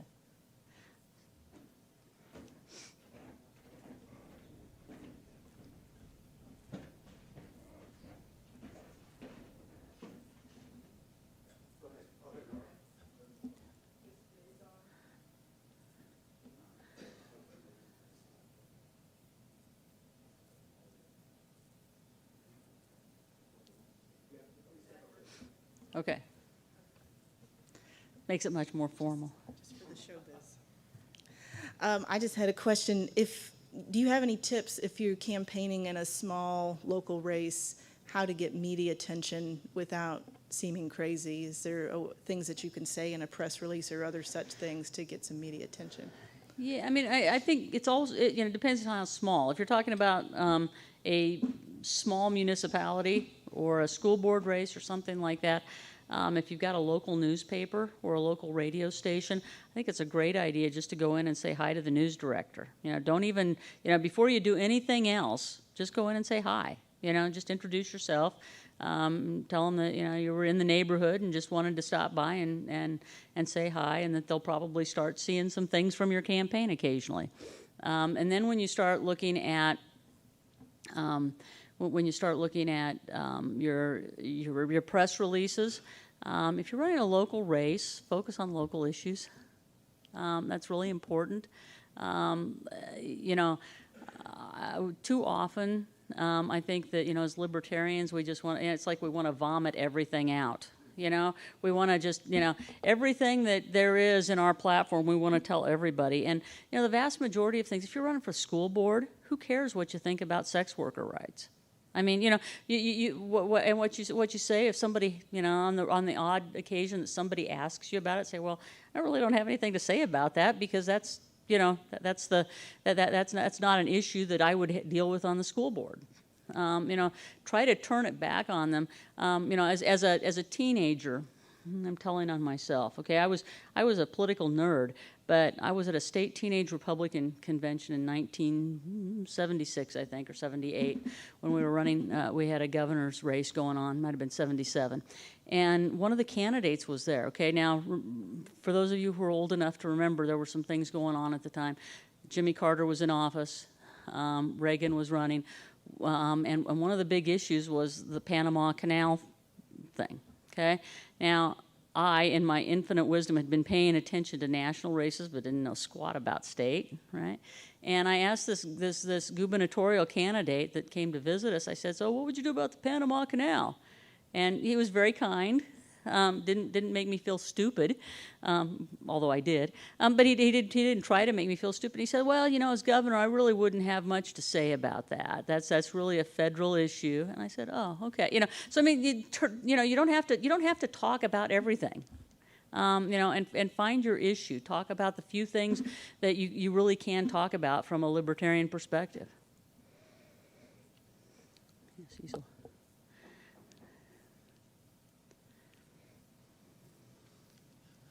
I ran for county commissioner here in Greene County in Missouri in 2016, and it's the eastern half of Greene County. And I ran against a Republican like you did in your race, and I pulled in 21% of the vote and had no advertising. Now, you had made mention about running for local offices. Now, in cases like that, yard signs, I've heard people say yard signs don't do nothing, but I believe in my case it may have actually turned more votes out in my favor. Yeah, I think I have a love-hate relationship with yard signs because they're so expensive.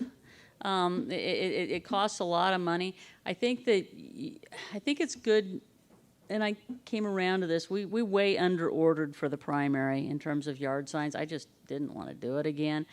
They're just such a pain. And my campaign manager for the general election said, "No, we got to have yard signs." And he was gung ho on yard signs. I mean, there's a fine line between, you know, oversaturation and having enough. You want to have a presence, I think. You want to let people know that you're out there and that they see your name occasionally. But I think, you know, I've never seen a sign vote. And so, you know, so I would say, you know, figure out what you can reasonably use, you know, what you can reasonably get rid of. And if you're out canvassing, that's an easy way to say, you know, somebody likes you. Well, would it be okay if I put a yard sign here? And pick strategically where you're going to put your yard signs. Put them on corners, put them on streets that are busy. Don't put them in cul-de-sacs because nobody's going to drive back there. So, okay, looks like we're done, right? Okay, thanks for having me. Thank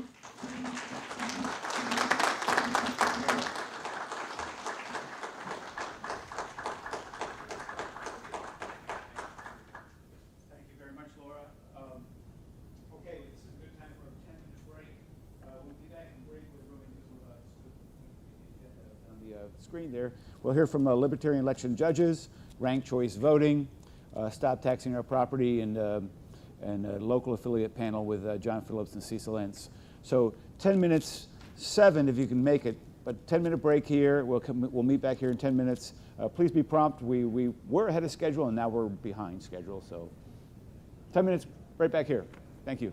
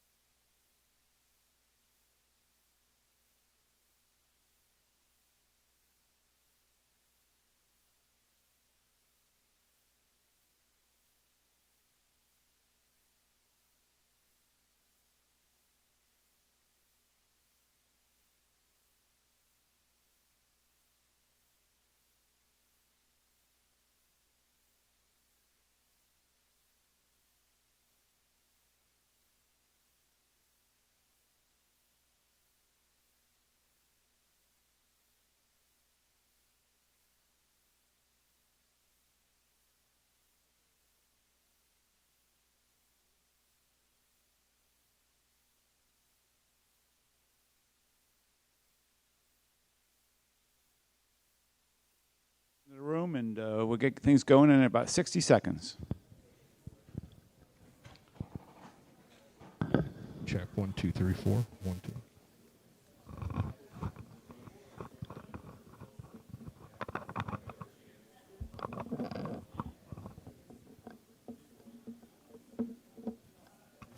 One, two, three.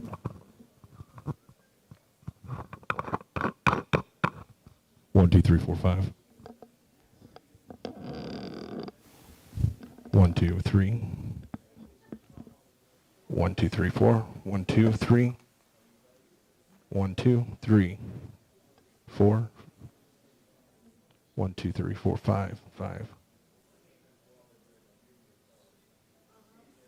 1 2.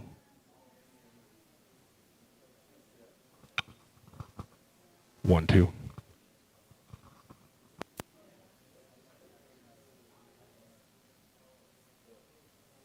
Thank you.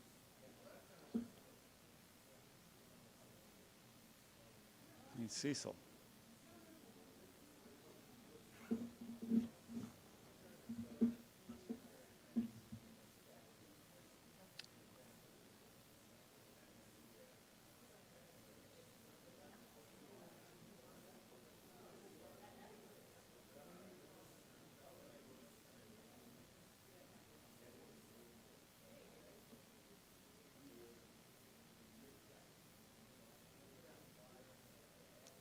Cecil.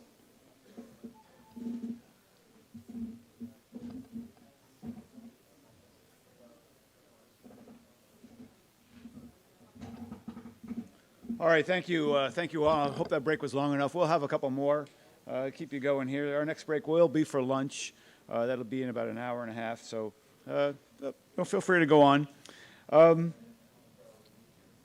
Our next presenter here is going to be speaking about libertarian election judges. It's Cecil Ince. Cecil Ince is an actor and a film producer from here in Springfield. In 2016, Cecil ran for President of the United States, seeking the Libertarian Party nomination. He is this year's state convention chair, and I think you can agree he's done a great job. Please welcome Cecil Ince.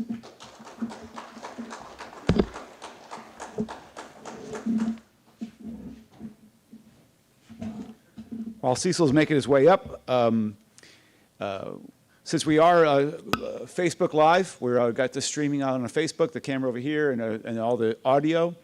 So I'm going to try to wander around with the microphone if you have questions for the rest of the day. But if I can't get to you or something's the podium here will be hot all day.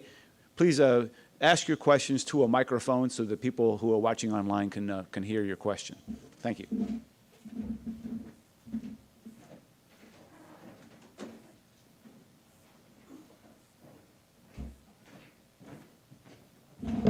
Good morning.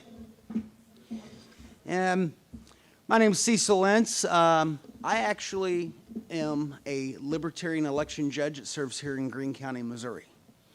I represent the Libertarian Party. If you don't know what what election judge is, an election judge is a poll worker. I've received a phone call one day, and a gentleman here in Missouri had gone to the polling place, and when he got up to the table and asked for a libertarian ballot, there was none on the table. They had to go back over to the other table behind them, grab the packet, and open it up to give him one. My response to such inquiries is, why don't you go file to be a libertarian election judge? This is new to the Libertarian Party. You know, we've been so ingrained in being a third party, we fail to realize that we've maintained ballot access, which was a great opportunity. What was it, 96, that we achieved our 2%? If you're a county chair, I suggest you get one of these. It's the Missouri the Missouri election laws. And in here gives specific instructions on not just state committees, but county committees. But it also talks about the election judges. And it talks about two types of party: established and major party. Now, the major parties, we know who they are. Those are the R's and the D's. But on the the established party status, you have to have 2% of the vote in order to have minor party status, which means libertarians in every county can walk into your election authority or your county clerk's office and sign up to be an election judge. You can be compensated if you have problems accepting that check from your county seat. You can donate it to your county party or the state party, or donate it to charity, whatever you want to do with it. But the purpose of an election judge is to watch the other parties. You know, typically, we're currently allowing Republicans and Democrats to handle the ballots we cast. Okay? They're watching each other so that the Republicans make sure they have a fair election, and the Democrats are watching the Republicans to make sure they have a fair election. We need libertarians there to make sure that the libertarian voter gets his ballot or her ballot, to make sure that they're doing their job and that we do our job as election judges. Now, you will run into some problems here. The two-party duopoly, if you will, has been so ingrained in the fact that no other party has been an established party in the state of Missouri, that you go to your clerk's office or you go to your election authority and you say, I want to register as a libertarian election judge. And they hand you a card, or they ask you what party you are, and on the card or on even the websites, and this has been on the Missouri State website, it says Republican or Democrat. There is no space for other. We've been very fortunate here in Greene County that our election judge cards for signing up say other, because Shane Schuler, the Greene County clerk, has had independent election judges serving. And I believe Greens and constitutional parties have, when they have their 2%, have qualified for that as well, but I don't know if any of them have served. Here in Greene County, I served as an election judge during the 2016 election. I was running for office in the eastern half of Greene County, but I got to serve in the western half where I was not on the ballot. And I got to be there to get people signed in to make sure that the laws were being observed and that the ballots were handled properly. And it's a great experience because now in the presidential preference race, I'm hoping to be certified as a challenger, which is volunteer completely. I'm representing libertarians of Greene County at our central polling locations, and I will be, if there's any question of the law, I would bring it up to the election judges and say, this is not right. I cannot talk to the voter. And these are things that I've learned serving as an election judge. And so if you want to be able to be an effective challenger or an effective watcher, I really suggest you go and you serve as an election judge. I've reported to the Secretary of State's office, their Integrities Division, about the lack of compliance with the law whenever it comes to registering online. I haven't recently checked the website, but hopefully they have corrected that. If not, I will be filing a formal complaint this year with the Integrities Division. And from there, I will take it to the media if the states don't come into compliance. I'm also looking at, the state comes into compliance. I'm also looking at sending out a letter to every county clerk and election authority in the state, asking them to be in compliance with this section of the Missouri state law. So we can serve as election judges. We can be there at the polling place, making sure other libertarians get their ballots, and that the Republicans and the Democrats do their job properly, and that we have fair and not just bipartisan, but we have fair representation in the ballot, in the voting booth. So those are some things you'll run into. You can also go through your county chair. County chair can go to your county clerk and put your name down on the list to serve as an election judge. You can also, if you have any problems, you can contact me or you can contact our executive director and or the state chair, and we will address the issue the best we can. If you really want to serve and represent the Libertarian Party, making sure that we have fair elections at our polling places, this is how we do that. And this is just one way we can serve and make sure that we have libertarians represented everywhere in the state. So with that, I'll open up for questions. Please address the mic. Did you make money whenever you were an election judge? Yes, I got paid. How much did you make? I believe it was $130 for the day. You work like a 12-hour day, and they pay you for training, and they pay you for the full day, or 160. What was it? It was 180 on 2016. Then this last, what I forget, the primary, we got paid 200 because I've been an election judge 2 times so far. As a libertarian? Oh. Yes, yeah, 180. So yeah, he is correct. I did get paid. They didn't even give us a choice of a libertarian. It was either Democrat or Republican. Yeah. You couldn't. They didn't even. I didn't even know that you could. And see, that's the problem we face. They read the law and they overlook the section where it says that there could be 2 supervisor judges, which have to be of the major party, which is a Republican and a Democrat, when they do it in a bipartisan manner. But the established parties, there can be 2. Okay, so if there's 2 Republicans and 2 Democrats, there can be 2 libertarians at least, at the most. There can't be any more than there is of the other party.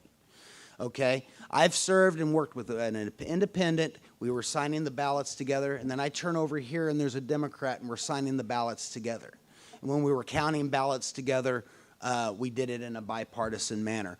But I could not do it with another libertarian. I'd have to do it with another other party. So, any other questions? All right, thank you, Cecil.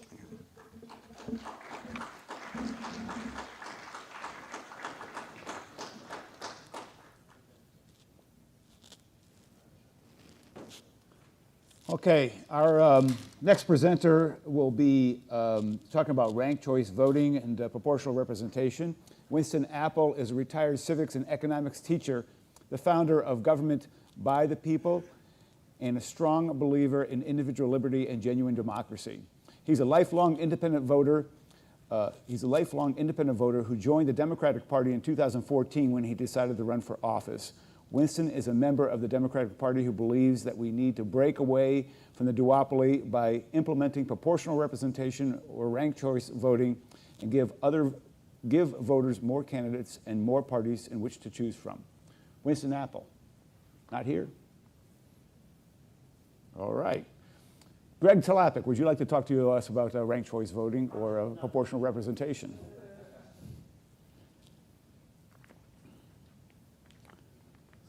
As much time as you can take.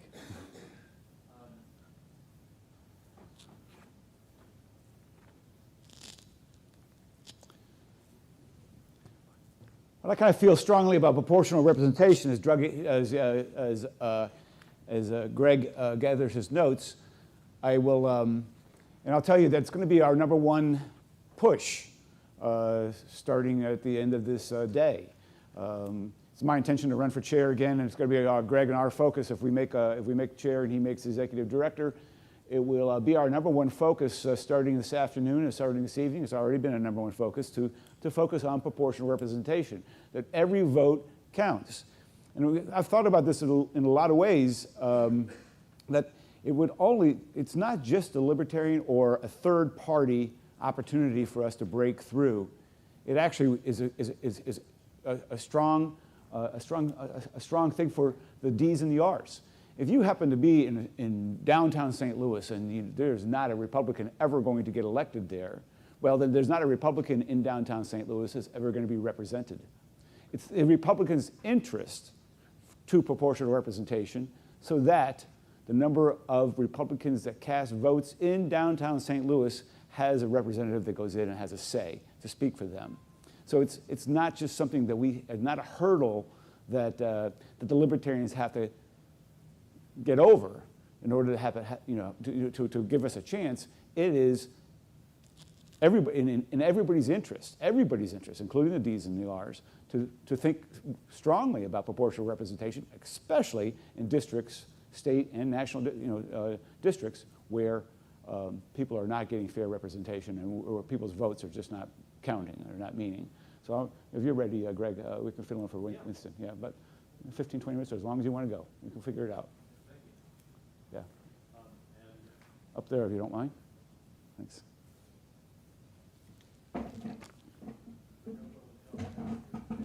Okay. Thank you very much. I do appreciate that.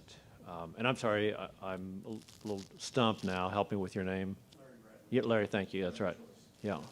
Okay. And so I'm going to avail you or avail myself of your offer to take up some of this time. But I'll begin by apologizing in advance to those of you who are tired of hearing me talk about proportional representation. I know this is the drum that I just will not quit beating, and so I'm sorry if you're tired of hearing this, but I don't think there's any other way to get libertarians elected.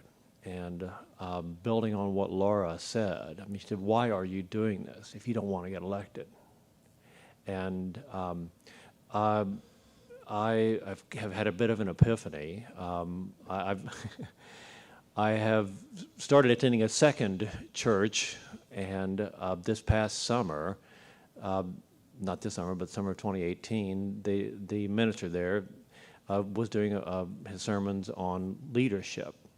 And he mentioned something about something that really stuck with me, and that every organization, if they don't, they should have a mission statement. And I, for myself, want our mission statement to be get libertarians elected. A good mission statement, according to a guy I think named Kevin Starr, is no more than 8 words, and it begins with a subject, and it has as an object something that can be measured, and that is a measurable result. You know, how many libertarians did you get elected? I mean, that is the one metric that I think is should be of most importance to us. That's what the Republicans and the Democrats are asking. How many seats do you have in your state legislature? And so, I mean, am I crazy? Do we not deserve representation? You know, are we going to accept the fact that we don't get any representation in our system? Am I wrong? If we've got 163 seats in our state house, I'm kind of thinking that maybe about 10% of the population really is totally on board with libertarians, open borders, legalized prostitution, and legal heroin. I think about 10% of the population probably already on board with all of these things. And we don't need to soft pedal that message, because organizations whose job it is to try to spread the word are doing a great job. The Cato Institute. Libertarianism is a philosophical movement. We are the political arm of a philosophical movement, and the purpose of a political organization is to get libertarians elected. And so I'm not asking you now to make this our mission statement. I may at the next convention try to propose that we get this into our bylaws, that it is our mission to get libertarians elected. But I will ask you now, please, even if you can't sign on to this, and because it's not as though I have not already assailed almost every individual in this room with this concept. If I can't get you to sign on to it, I would just ask you, please, don't fight me on it. And if, like Jim Higgins, who can't be here, he and LaDonna couldn't make it today. There are many people who could not be here. But I did talk to Jim, and he's not, LaDonna's, totally on board with proportional representation. Jim's not. He kind of feels like, well, our job is to go out there and spread the libertarian message. And I think that we can do that running for office. It's corollary or ancillary to the whole process. You spread your message. But I really do feel like our mission, unlike the Cato Institution and other educational organizations, is to get libertarians elected, and not to school boards. Because what's a libertarian going to do on a school board? You might vote to spend a little less money. Have some sense about how you spend money, but a libertarian on a school board isn't going to say, well, let's have free market education. It's just all you're going to do is just tick people off.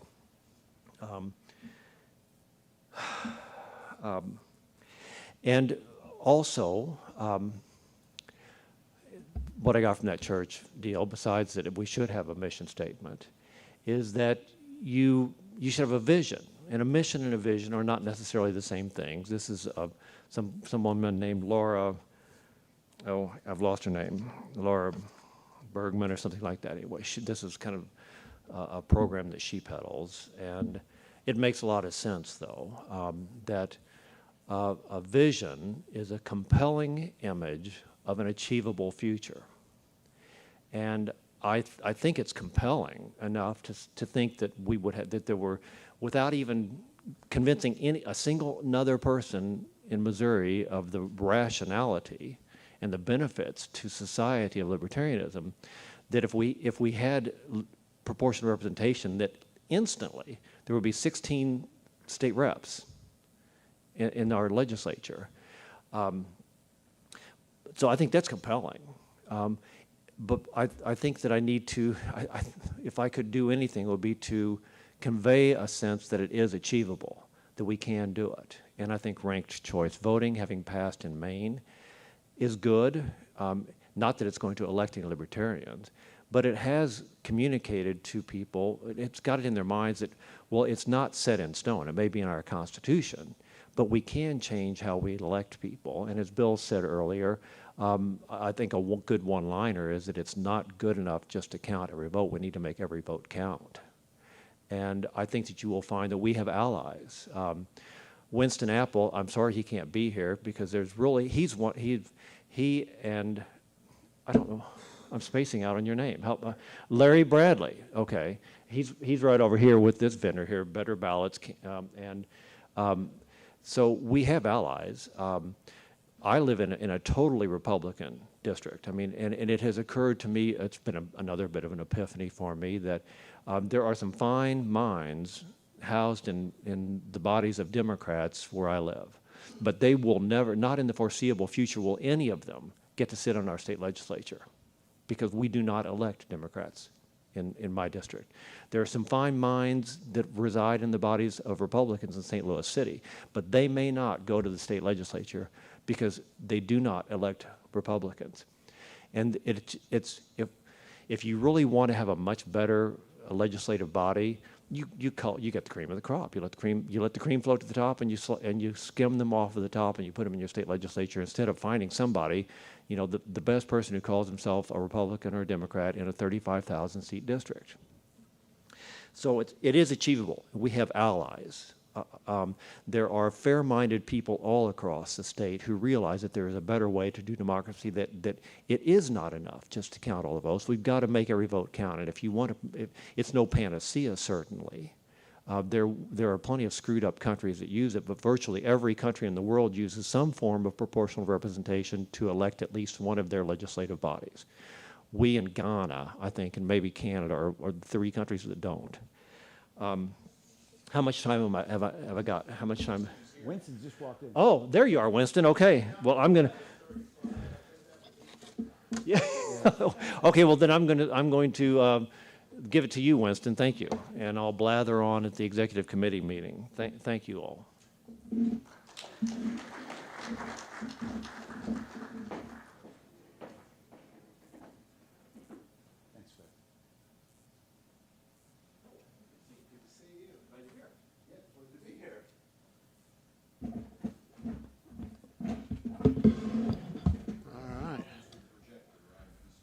Oh, I'm not using a projector. I just had some notes here.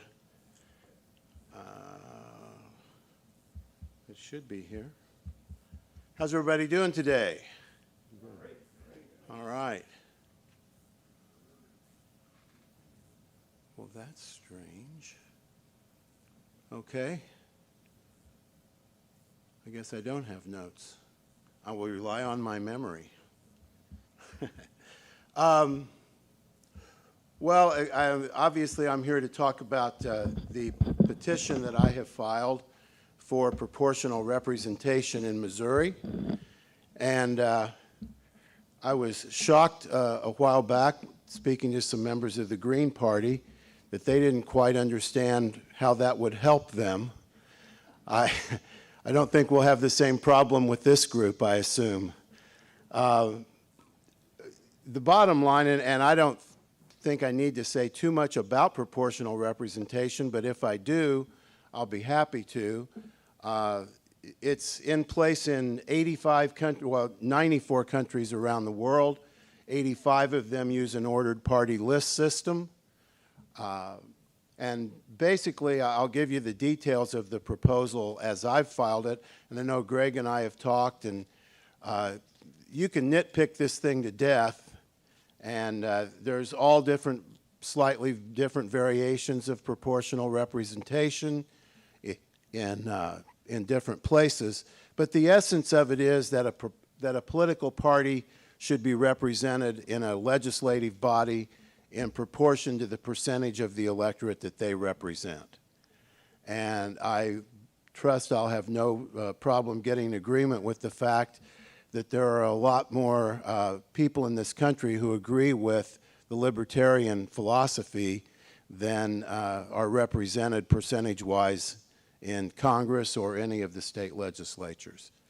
This country was founded on the idea that the primary responsibility of government is to protect our natural rights to life, liberty, and the pursuit of happiness. And so I am, as probably maybe has already been mentioned, I'm a member of the Democratic National Committee, but I am a small L libertarian, very much so. And I favor genuine democracy. I think that the two-party system does not serve us well. It is too easy to corrupt, and it does a very poor job of representing the will of the people.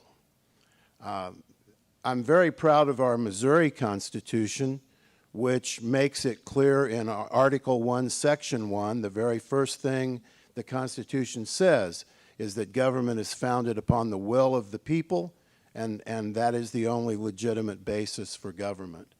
And the big advantage of proportional representation, as has been argued for hundreds of years, is that it more accurately reflects the total will of the people.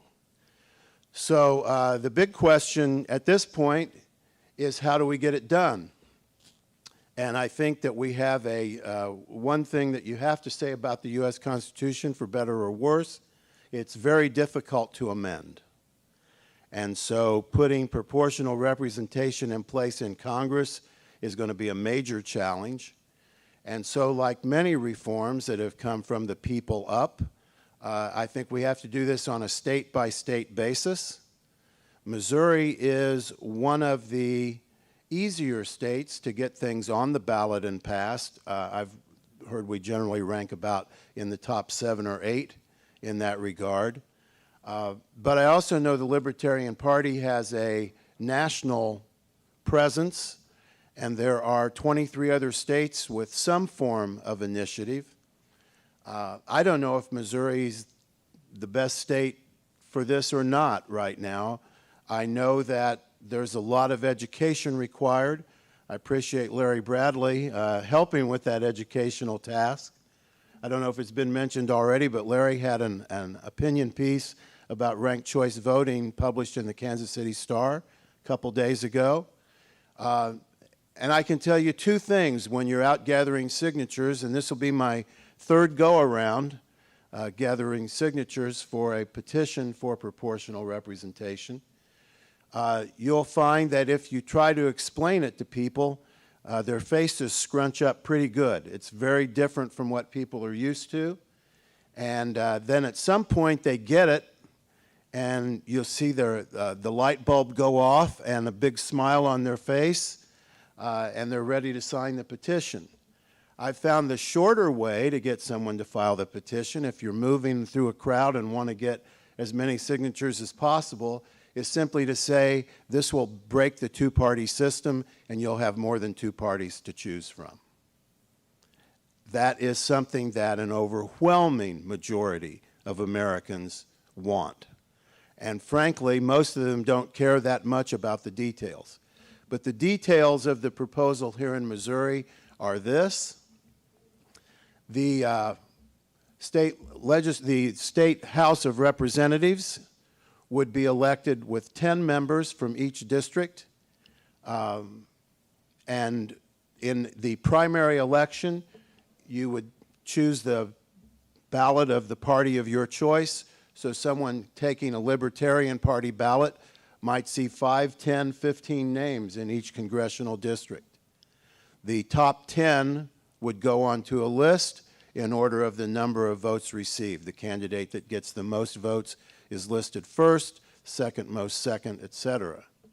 In the general election, and the same thing, by the way, for the state Senate, the size of the Senate would remain where it's at 34, with 17 members elected every 2 years for a 4-year term, just like we do now. But state senators would be elected statewide, no districts, at large. That means that to get a seat in the state Senate, you would need approximately 5.88% of the vote statewide.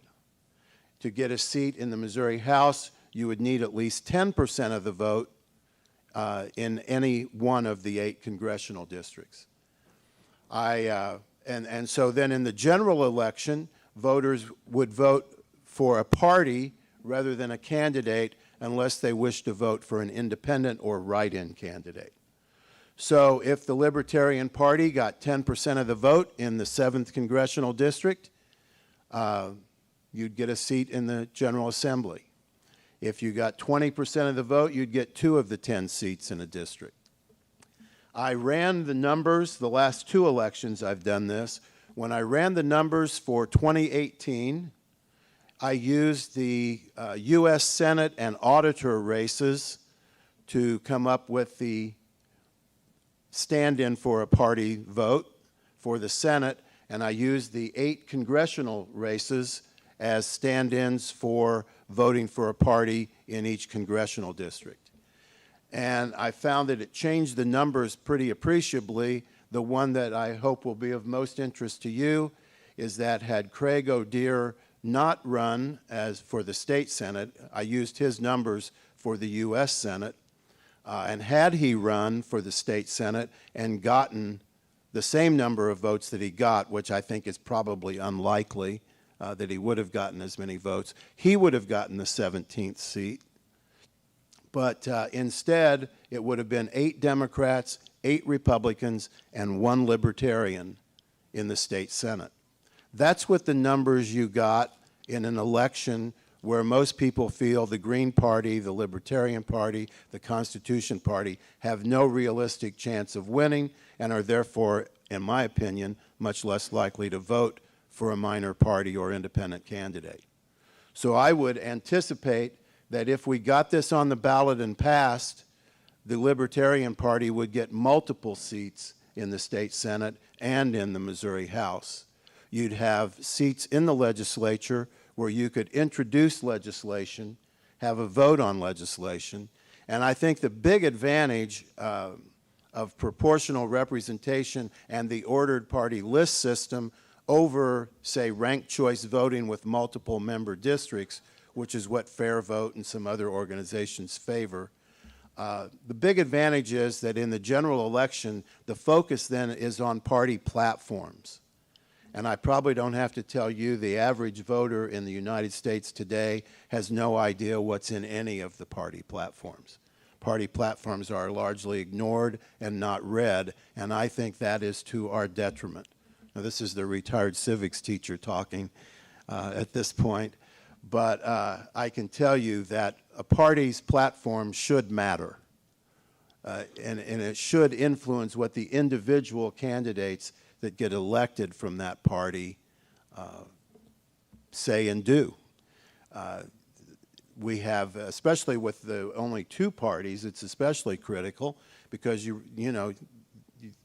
got to pick one or the other for the most part. But I'm part of a very small group of people. It's an easy group to join. I've read not just the Democratic Party platform and the Republican Party platform, but I do read the Libertarian Party platform every 4 years. I do read the Green Party platform and the Constitution Party platform. And anyone who reads through all those platforms becomes an official member of a group I call Gluttons for Punishment. But I can tell you, you learn a lot. And I agree with almost everything in the Libertarian Party platform. And I don't think that disqualifies you from being a Democrat or a Republican.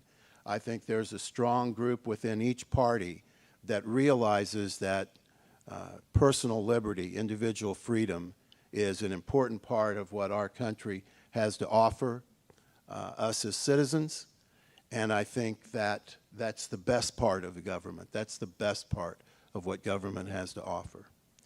I do want to mention that there are a couple of things that people can do as individuals to help get petitions on the ballot. The first one is to sign it. That's the easiest. And then to help gather signatures or to make a financial contribution. Now, I want to emphasize that I filed this, but this is not going to happen just with me. We need thousands of people involved across Missouri, and this is being organized as a group of labor unions, student groups.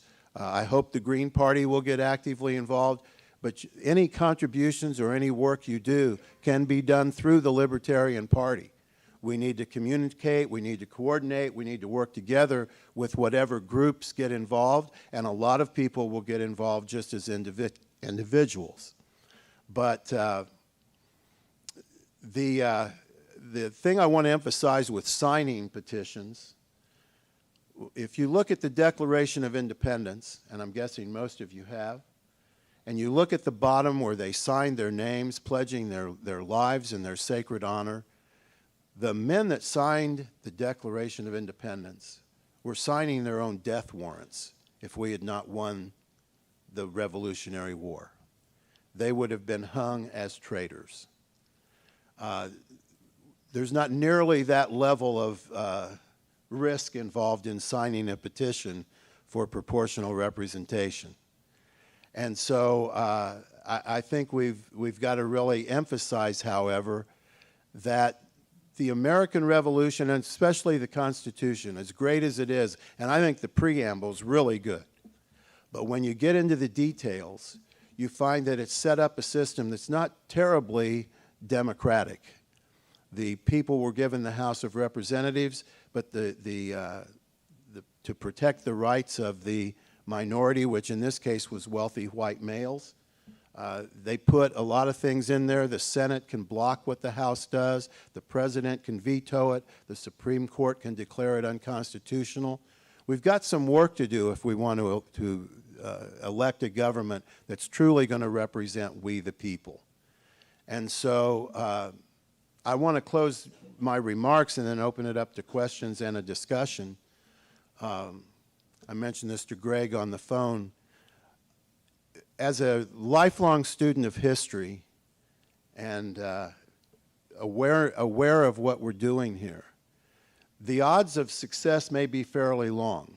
They were pretty long when a ragtag bunch of members of the Continental Army took on the most powerful army in the world and all the mercenaries they could hire. But if we succeed, I mean, frankly, I get a little emotional when I think about the fact that working together, if enough of us work together and we get this on the ballot, I believe it will pass. the educational process will ramp up at that point. If all of a sudden people in Missouri or any other state are going to vote on this, they'll learn about it. And when they learn about it, they'll be impressed. And when we get this put in place in one state, just one somewhere, and personally, as a lifelong resident of the state of Missouri, I hope it's us, but if it's somewhere else, I will predict this with almost absolute certainty. If this is put into effect in a single state, and then people see how this system works, and that they do have more than 2 viable parties to choose from all of a sudden, and they can vote for whatever party best represents them with no fear of their vote being wasted, the other states will want to get on board. And this will pass in other states with the initiative in very short order. And then it'll spread out to the states without the initiative, because people will not vote for candidates who do not support genuine democracy. And if we pull this off, we will have made history. Question? Yeah. Thank you. Questions? Questions for Winston? Hold on one second, please. Wait for the online. I just have a question related to you as a civics teacher. Is how did the party structure become a monopoly? You know, when President Washington was elected, there were no parties. And he warned of the dangers. Well, after he retired, after two terms, I think that's when the Federalists, there was one side, and the Jeffersonians on the other side. Right. And they formed political parties. And now it's a monopoly. And I'm wondering A duopoly. Huh? A duopoly. 2 parties. Yeah, duopoly. You call it that, but I'd say it's a monopoly on the system. Right. I'm wondering, how did it get ingrained into the law, like Missouri law, that they exclude everybody else? And I don't know if you want to talk about that or discuss it, but I think you have to go to the source if you're going to turn it Well, over. and I can tell you, if you read, and I highly recommend this book to any of you who have not read it, and most people have not. It's a pretty obscure book. It's just Madison's notes on the Federal Convention. And it's the notes that James Madison took while they were in secret meetings debating and writing the U.S. Constitution. And you'll see that they modeled it heavily on the British system. Alexander Hamilton, in particular, was very complimentary of the British system, and so the bicameral legislature and the executive and everything else. But to answer your question very directly, the most impressive work done on that question was done by a French sociologist named Maurice Duverger. And if you look up online, you can Google Duverger's Law, Duverger''S. It looks like Duverger's, but it's Duverger's Law. You'll see he did extensive research in the 1950s and 1960s, and he found that governments with a winner-take-all system and single-member districts are almost inevitably 2-party systems. And he specifically recommended proportional representation as the cure for that limitation on people's choices. So Duverger's Law will give you the answer you're looking for. Yeah, are you familiar with Why America Stopped Voting by Mark L. Kornbluth? No. He goes into immense detail on the state election laws that changed in the late 19th and early 20th century, and documents the effect that had on election competitiveness and on voter turnout, and it's very impressive. Also, he has anecdotal stories about how local political groups, local community civic involvement, where people would have competitive barbecues and flagpole raisings and things like that. People were much more engaged when their votes mattered more, and political parties weren't guaranteed a duopoly. For anyone who likes short videos better than books, you can also go to the represent.us website, represent.us. And if you have to kind of look around a little bit, but they have a video that talks about a 20-year study done at Stanford University, where they looked at the correlation between the percentage of citizens wanting a bill to pass and the likelihood of that bill passing. And if you've read the book that you read probably describes this, there's almost no influence at all. If 0% of the voters want a bill, it's got about a 32% chance of passing. If 100% want it, 32% chance of passing. Now, ideally, it would be a 45-degree line, 50%, 50%, 25, 25, 75, 75. In reality, there is a line that's closer. It's not 45 degrees, but it's closer, and that's what the people who give lots of money to the parties want. So we literally have a plutocracy in that sense. Larry. To offer another book that's interesting in this regard of how do we get where we are now. There's a book called Just How Stupid Are We? Okay? And that book, the answer is pretty darn stupid. Okay? And one of the things the author argues in that is that what took us away from voting for parties, Winston, okay, which is exactly what you're saying, and to voting on individuals was television. Because even with radio, people, you know, they still had that alliance with the party and voted based on what the party presented as, you know, this is what we are going to do, not what. But when we started getting television, the Nixon-Kennedy debate, et cetera, people started saying, well, you know, I can see them right here on the screen, and I can see the expression on their face, and I can look at their eyes. I don't need a party to tell me how to vote. And we begin to get into this thing of, and you listen to it today when we have these people running. You vote for me, and I'm going to do this, and I'm going to do that. Well, no.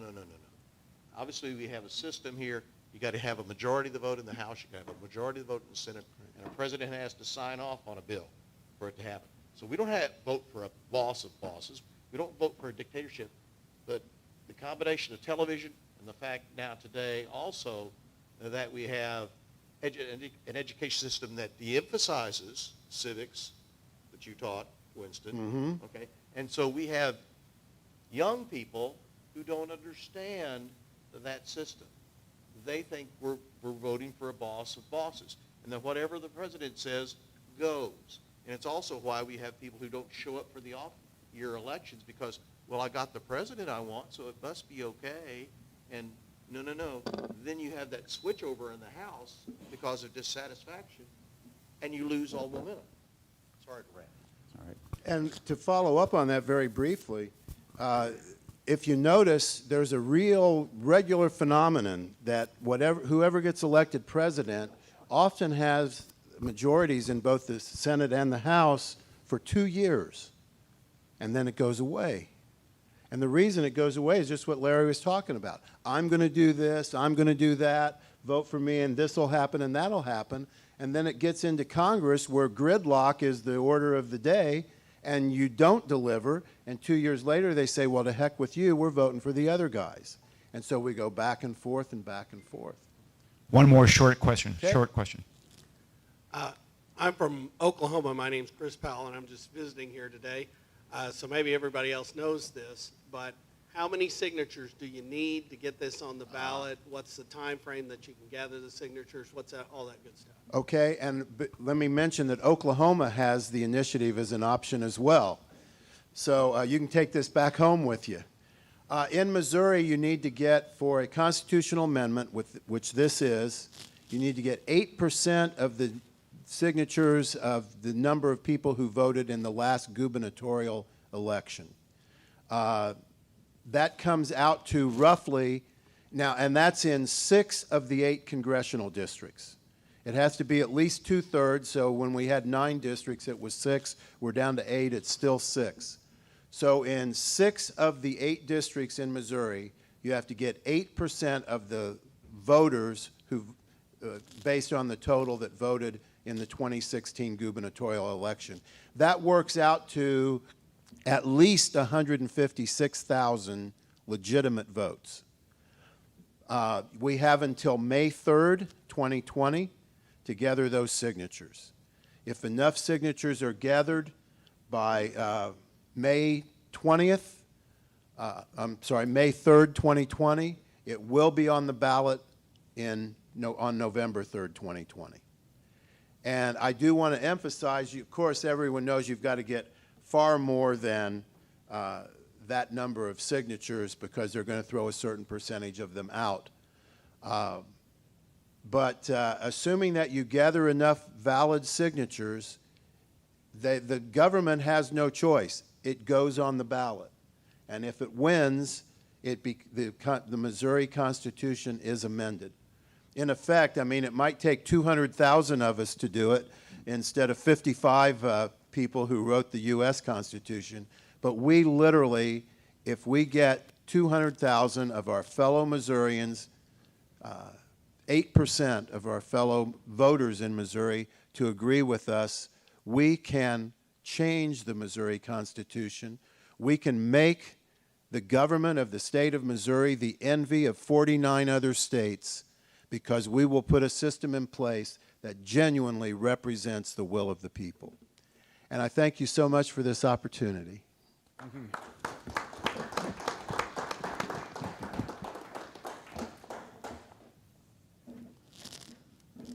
Is Gary Nolan here?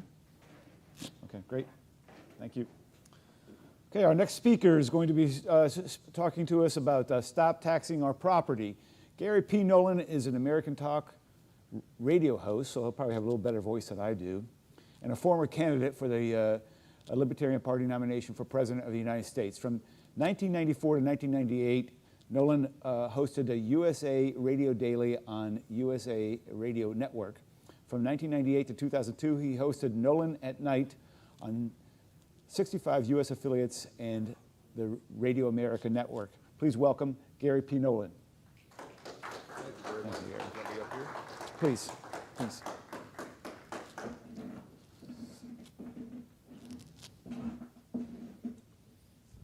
Sounds like it's giving way under the crushing weight, doesn't it?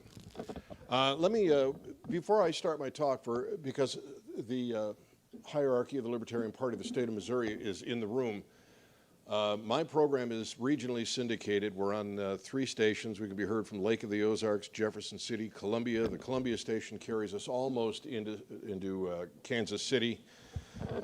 And I almost never hear from Libertarian candidates who are running for office. So if you will kindly tell any reasonable Libertarian candidate that's running for office, statewide in particular, to call me, and I'll put them on the program, and hopefully we'll get them some money and some publicity and get them up front. I might point out that Austin Peterson came on my program regularly, and I believe in Boone County, he was number 2, and I think it was the highest rank that he got in all of the state of Missouri.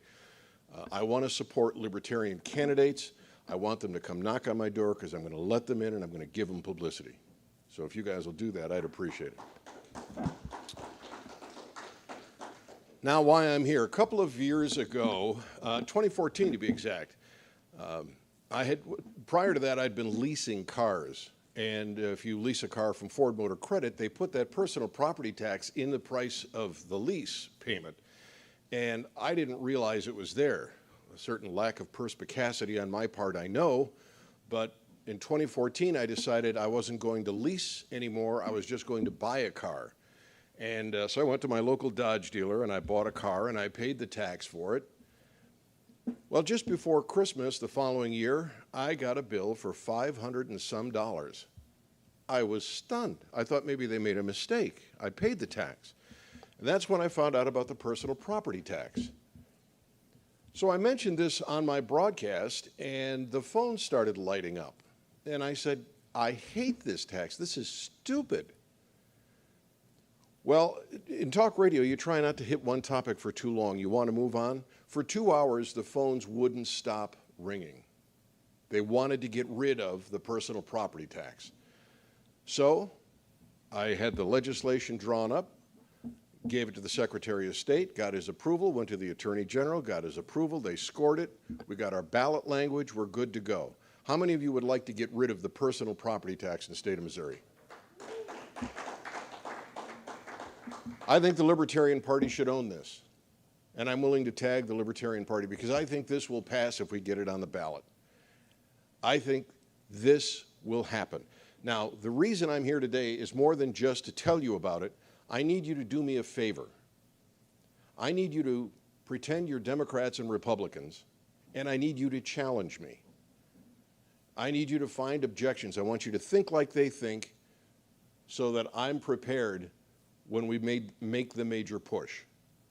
So if you're prepared to do that, let me just explain.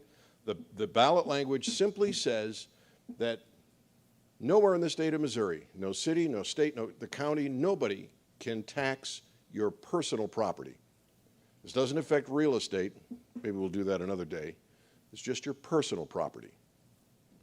We don't say in this legislation that we're going to supplant it with another tax. I'll tell you what I did. I went out and I talked to some Democrats and some Republicans because I didn't want just me on this panel. And everybody said, well, I support this, but you have to write in the bill that every county will come up with their own alternative tax. Well, no. I'll let the people in the counties decide how they want to do this. Maybe they don't want to get rid of the tax, or maybe they want to get a sales tax or a real estate tax, or they don't want to supplant it at all. I wanted it to be that open. So it's good to go. Now I need your help. And by the way, if you want to help with this with petitions, the website is Stop 2020, STOPP 2020, Stop Taxing Our Personal Property. And you can make donations there, and you can, if you're willing to do some petitioning for us, we'd love to have that happen as well. But now what I want you to do is grill me on getting rid of that tax and why we shouldn't get rid of the tax. So if you're ready to do that, I'll get my practice in with you.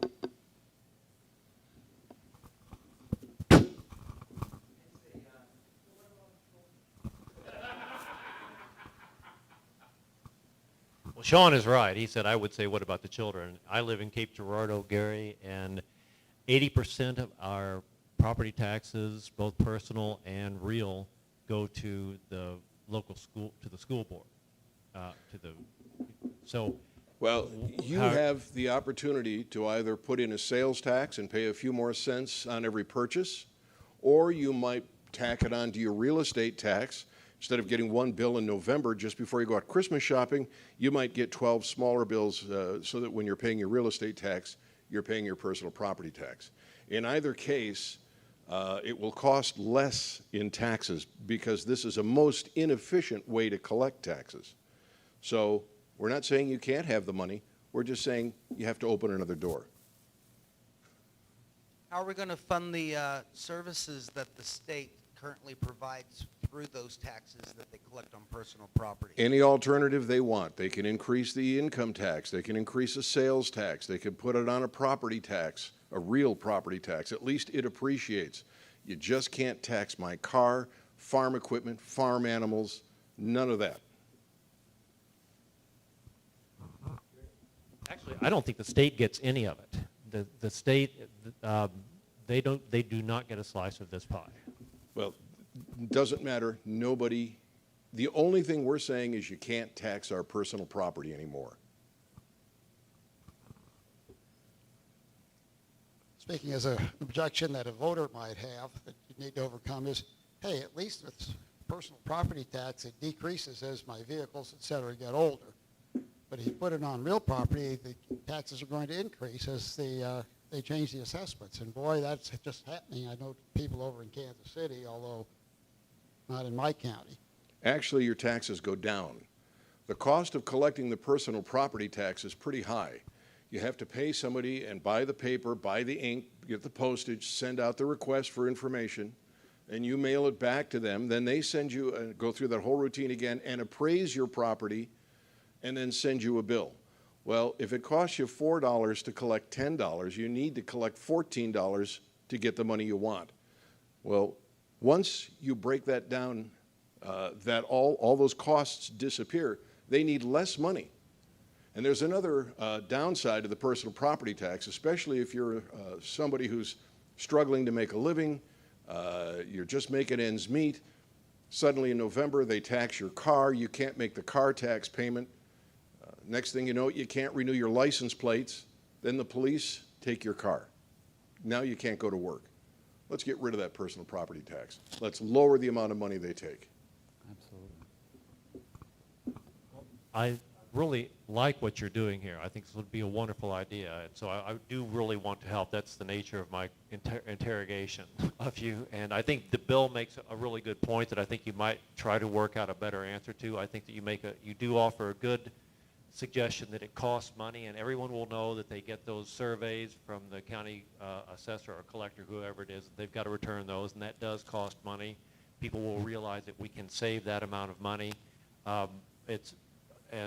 But I do think you need to kind of work out a better response to the fact that your car tax goes down, but your real estate continues to go up in value, and that is by law required to be reassessed at almost always a higher value every 2 or 4 years. They're taking less, they need less money to collect what they need. So they're going to take fewer dollars because they're not paying all those costs. And on top of that, they don't reassess. I don't know where you guys live. Where I live, we just got our first tax increase on real estate in, I don't know, 4 or 5 years. So that tax is lower. It comes out monthly. It's easier to budget. I think it makes much more sense. And people may not want that. I don't have the hubris to tell every district how to supplant that tax. They might just want to add a sales tax where everything you buy is a couple of cents more, but you don't have to budget for it the way you do that personal property tax. And nobody takes your car. Hang on. Okay. I'm on the Perry County Board of Trustees for the Health Department, and we get 70% of our budget from this tax. I thought it was a county tax, but it's a state tax. And I'm wondering, how are we going to recoup, that amount of money? It's like $700,000 that we get from. It's up to the people in your county to decide. Do they want to increase the sales tax to cover that bill? Do they want to increase the real estate tax to cover that bill?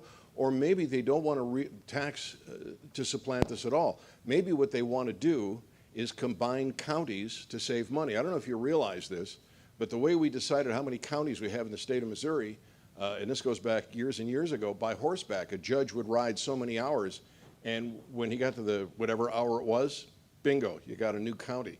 The result, we have more counties in the state of Missouri than they do in California, and fewer people, and less real estate.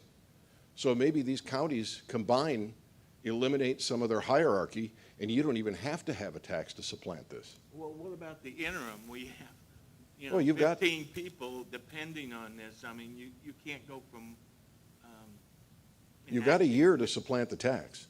Excuse me? You've got a year to supplant the tax. Well, they have to be going at the same time to keep funding and keep your people employed. For one. No. At the end of the fiscal year, this ends, this begins. You've already got your money from the. This is good. I did not understand that. Can you say that again? Yeah, well, when this legislation, until this legislation goes on the books, until it becomes active, you're collecting that personal property tax. So you've got a whole year to find the alternative. Yes.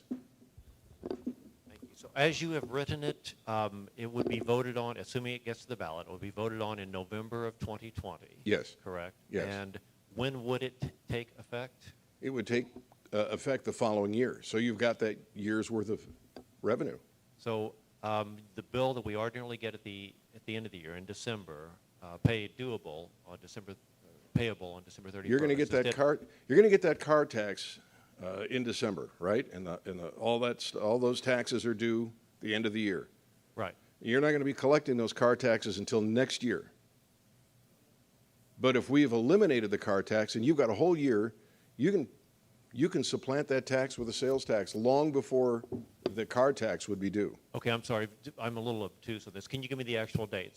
So we vote on this in November of 2020, and then the tax? And on January 2021, the tax is done. By then, you've pretty much collected all the car taxes, because that's usually the date by which it's due. So thereafter, you switch to a sales tax or a real estate tax, and I think you've got plenty of time to do that. Doesn't take long for a county to put it together.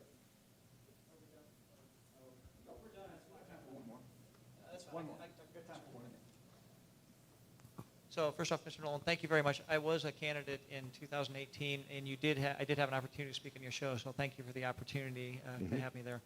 Not so much a decrement, but possibly an answer to the question that was going back to the funding.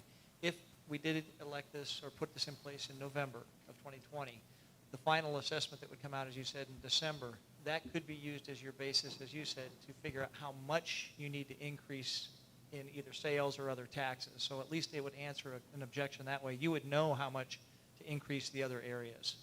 Right. And essentially then by the end of 2021, you would have collected that the same way. So the timing on it, I think, works out very, very well.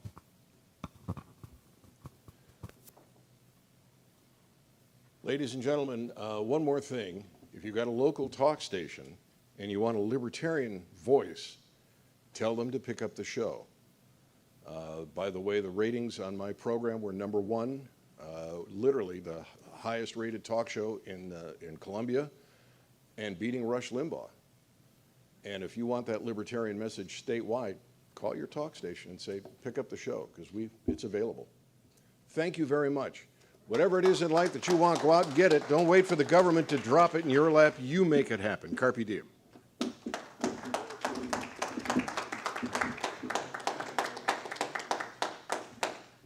All right, that's great. We have one more panel, one more item to cover before we break for lunch. It's about a half hour, 40 minutes. It's going to be growing your. It's going to be a panel on growing and establishing your county party. This will be run by John Phillips and Cecil Ince. I'm not sure how we're going to mic that, but we have a wireless on the stage, and we have the mic up there. Okay, so you guys, you could just join us up here. This is then we'll about half hour, 40 minutes from now, we'll break for lunch. That lunch will go from 12:15 to 2 o'clock. During the lunch, we'll hear from Sam Goldstein, and then we'll also have our awards to follow at the very end of lunch. And then at 2 o'clock, we'll start our state committee meeting. So is this a... I have a couple solutions here. Oh, you have a mic there? And Cecil, just take this one. Just take this one. That should work. We got that wireless over there. Yeah. Say a couple words, John. Test, test.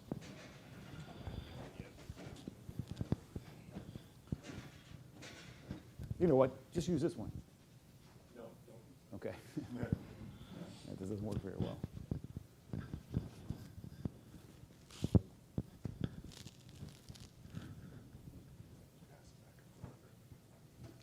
got this. You got that.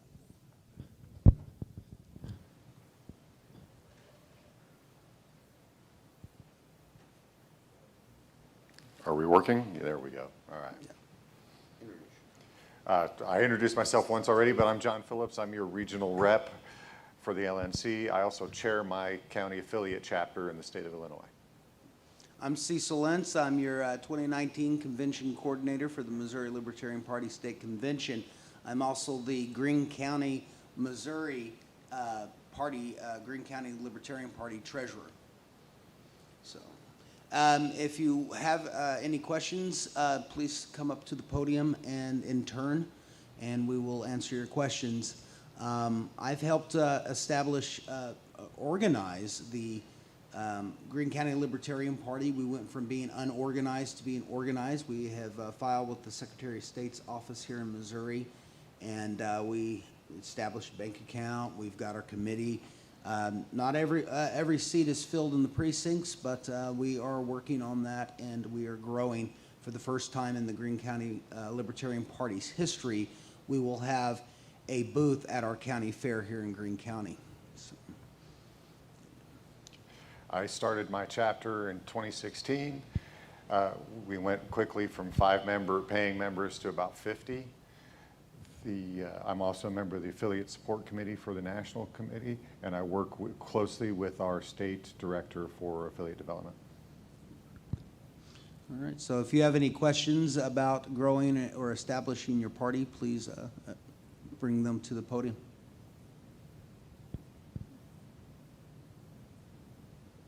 Do we know everything?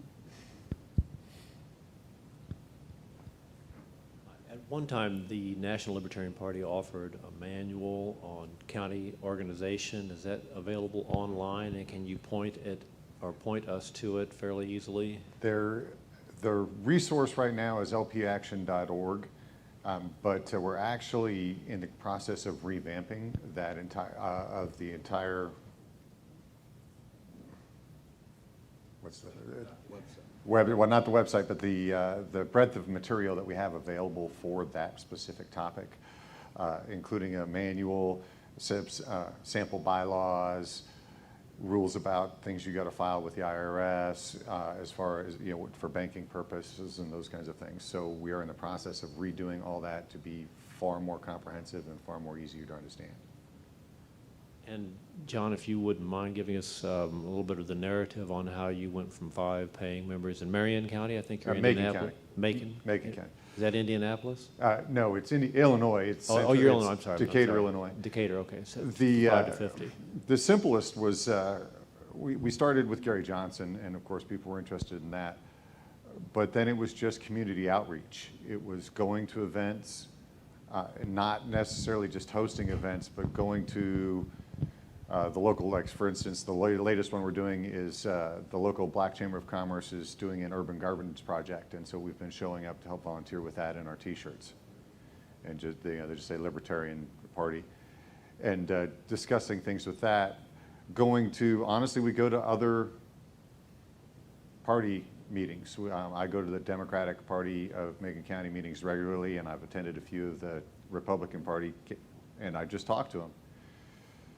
The other thing is media outreach. If you can do an activity that attracts media attention, then you get interest. If you do, adopting a highway is okay, but everybody does that. But if you do, if you do a food drive, if you do one of our more successful ones this year was when we had the cold snap this winter. We organized a homeless shelter with one of the local churches, and that got us a pretty good influx of at least interest and things like that.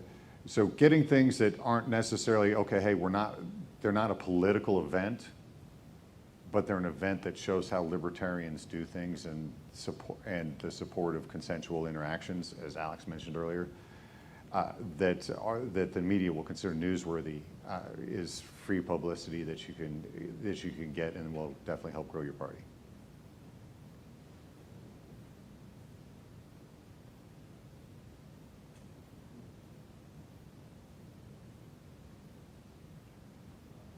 You mentioned something about dues from county members. Did I hear that right, or did I make that up? I didn't mention anything, but we do. My county does charge dues. We charge $24 a year, $2 a month, and half that for students.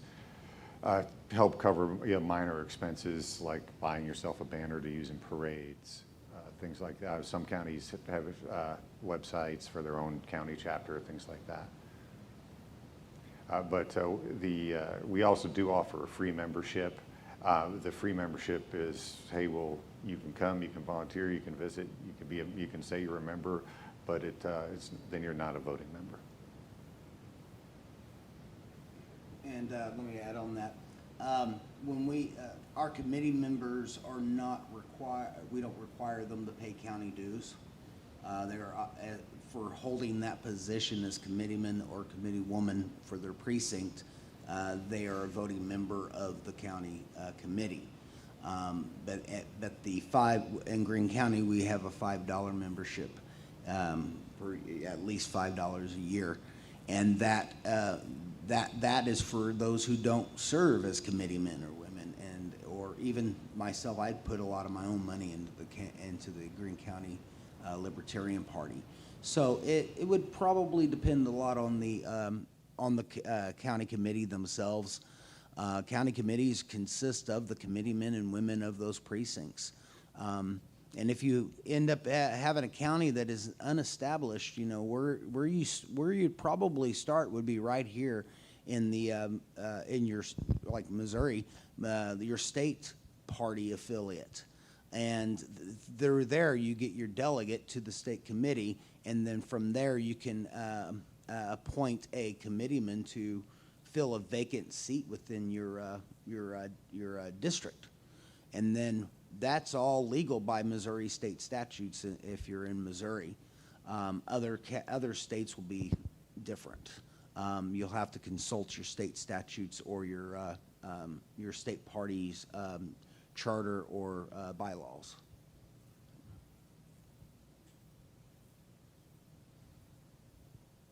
So I know a challenge that a lot of local affiliates have is once you get members, but how to keep them engaged and keep them active so that way they're there the next year and the year after that. So what kind of advice or what kind of strategies have you guys used to keep people engaged and keep people involved? Go first. Okay. Well, here in Greene County, we do a street cleanup, and usually it's just me and the chair. And so I understand that question, in fact. I believe in getting involved in certain activities and stuff that's like the county fair, manning a booth, getting volunteers for that. Keep, asking get on your list of your members. Call them, say, hey, we need volunteers. Will you please volunteer to run the booth for a day? And you can have a booth anywhere where they have booths. Not just in a county fair. So we've done art walk here in Springfield a few times. We've done other events in the area, parades, like we're going to be in the 4th of July parade, and we usually do a table there. And so usually activities where there's people, I found that a lot of members will show up for something like that. We do a lot of parades, and we do some booths, but it goes back to in my earlier talk when I talked about the SMART goals. One of the things about the SMART goals I find is it helps to set a goal that your chapter can see you achieve, because then they say, oh, we did that. So then they feel invested and they feel excited about, oh, we actually accomplished something. And it could be something small. It doesn't have to be huge. It could be, hey, we planted 3 plants today, but then they every time they drive past it, they say, oh, hey, we did that. That's the biggest thing to keeping people involved. Obviously, you see a big influx of involvement when there's a candidate that they feel like they can support. Everybody wants to jump in on that.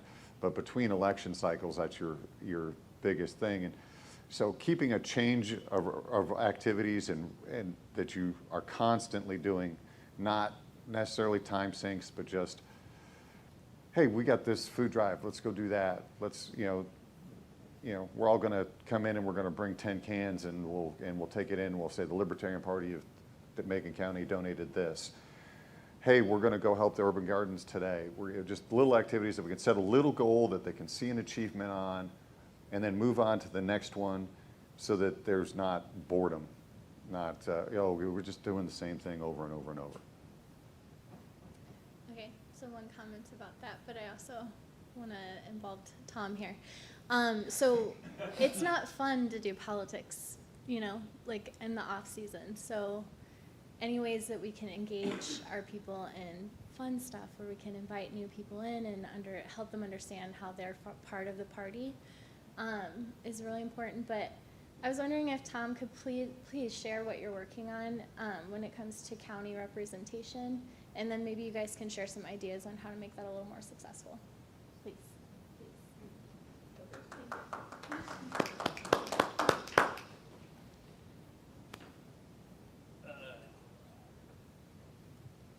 basically, I just sent out a letter to libertarians in unaffiliated counties saying, hey, you're unaffiliated, do you want to do that?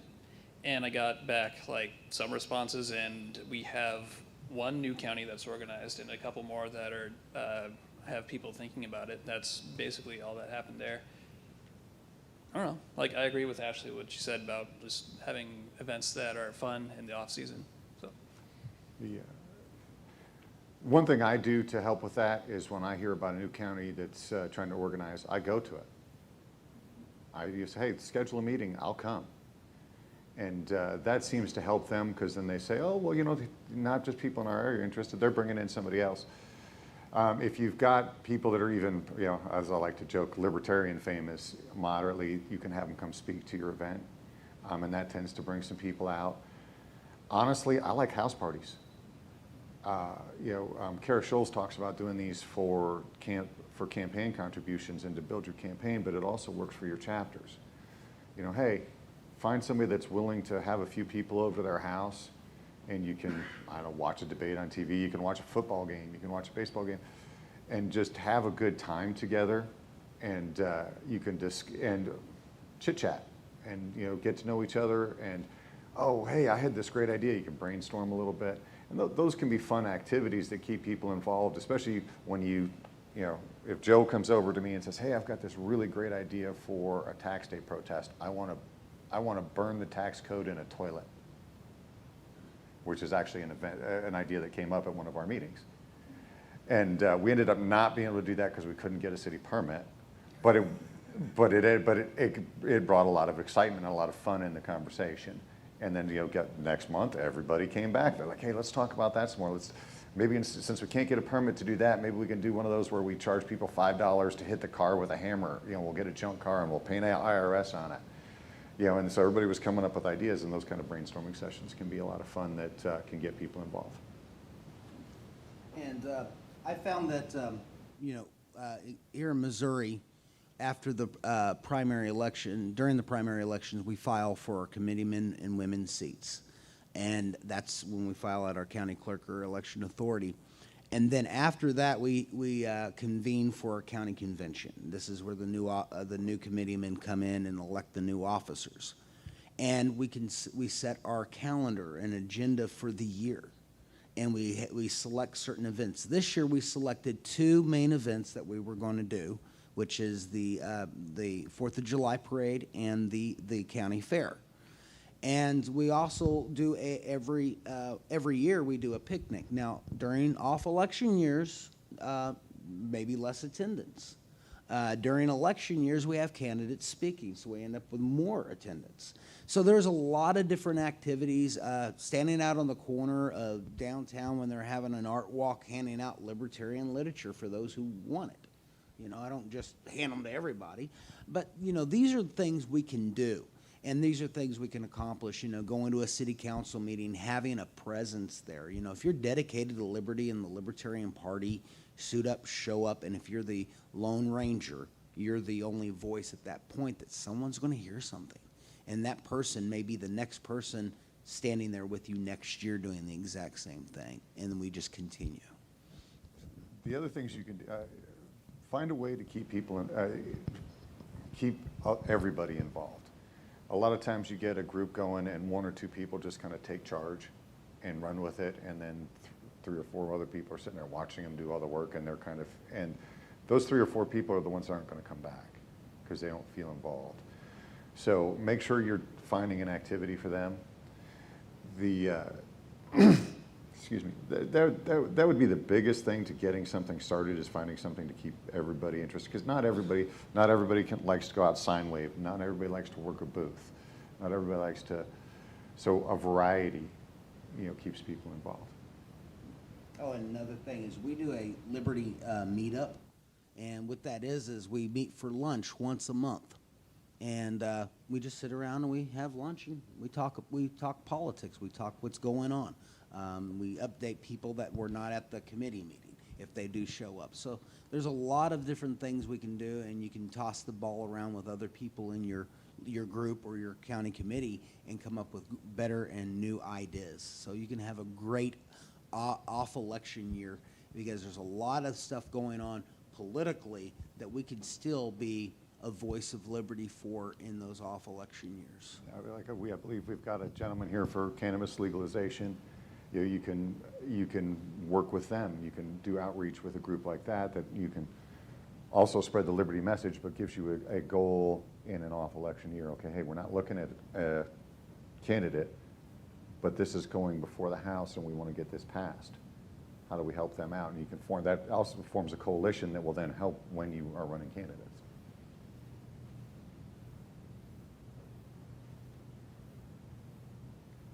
Any other questions? I'd like to just touch on one thing real fast. One thing that I have learned that can be done is that if you get to know your state rep or your state senator, and you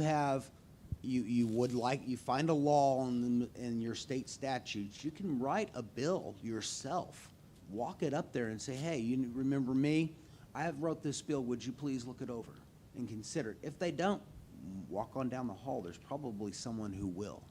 So. Another good thing that I found is a letter to the editor campaign. If you've got 4 or 5 people, everybody likes recognition. Everybody likes seeing their name in the paper.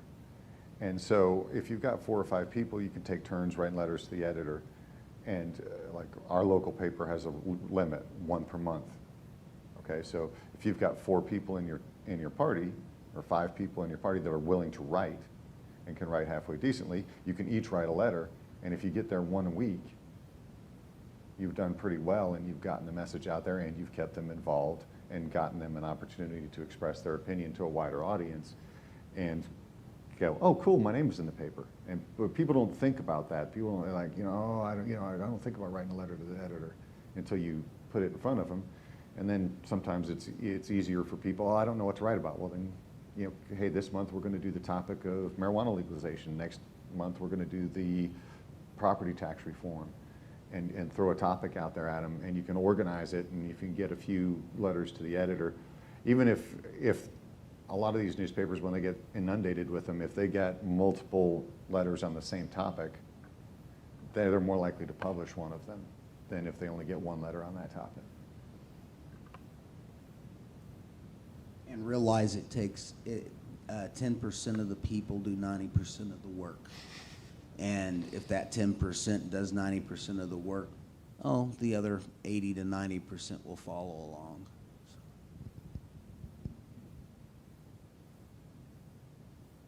All right. Thanks, guys. Thank you.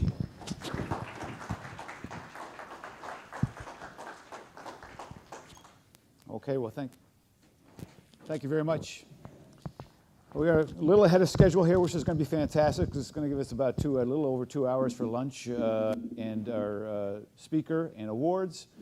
At this moment in time, let's give a big round of applause to Jeff Allender, our sound guy and video guy, getting a Facebook guy. He's doing a great job. Appreciate it, Jeff. So we'll break now, and lunch will be served in this room. So when it gets set up, you can come in here, you can eat in here, or take it out. We have a 2-hour break for lunch. As soon as we've kind of settled down with our eating, Sam will come up. He'll give us a talk for as long as he feels necessary. And we'll have little awards after that. We'll have little awards after that, and then following Sam, we'll have the state committee meeting. So break for lunch, 2 hours.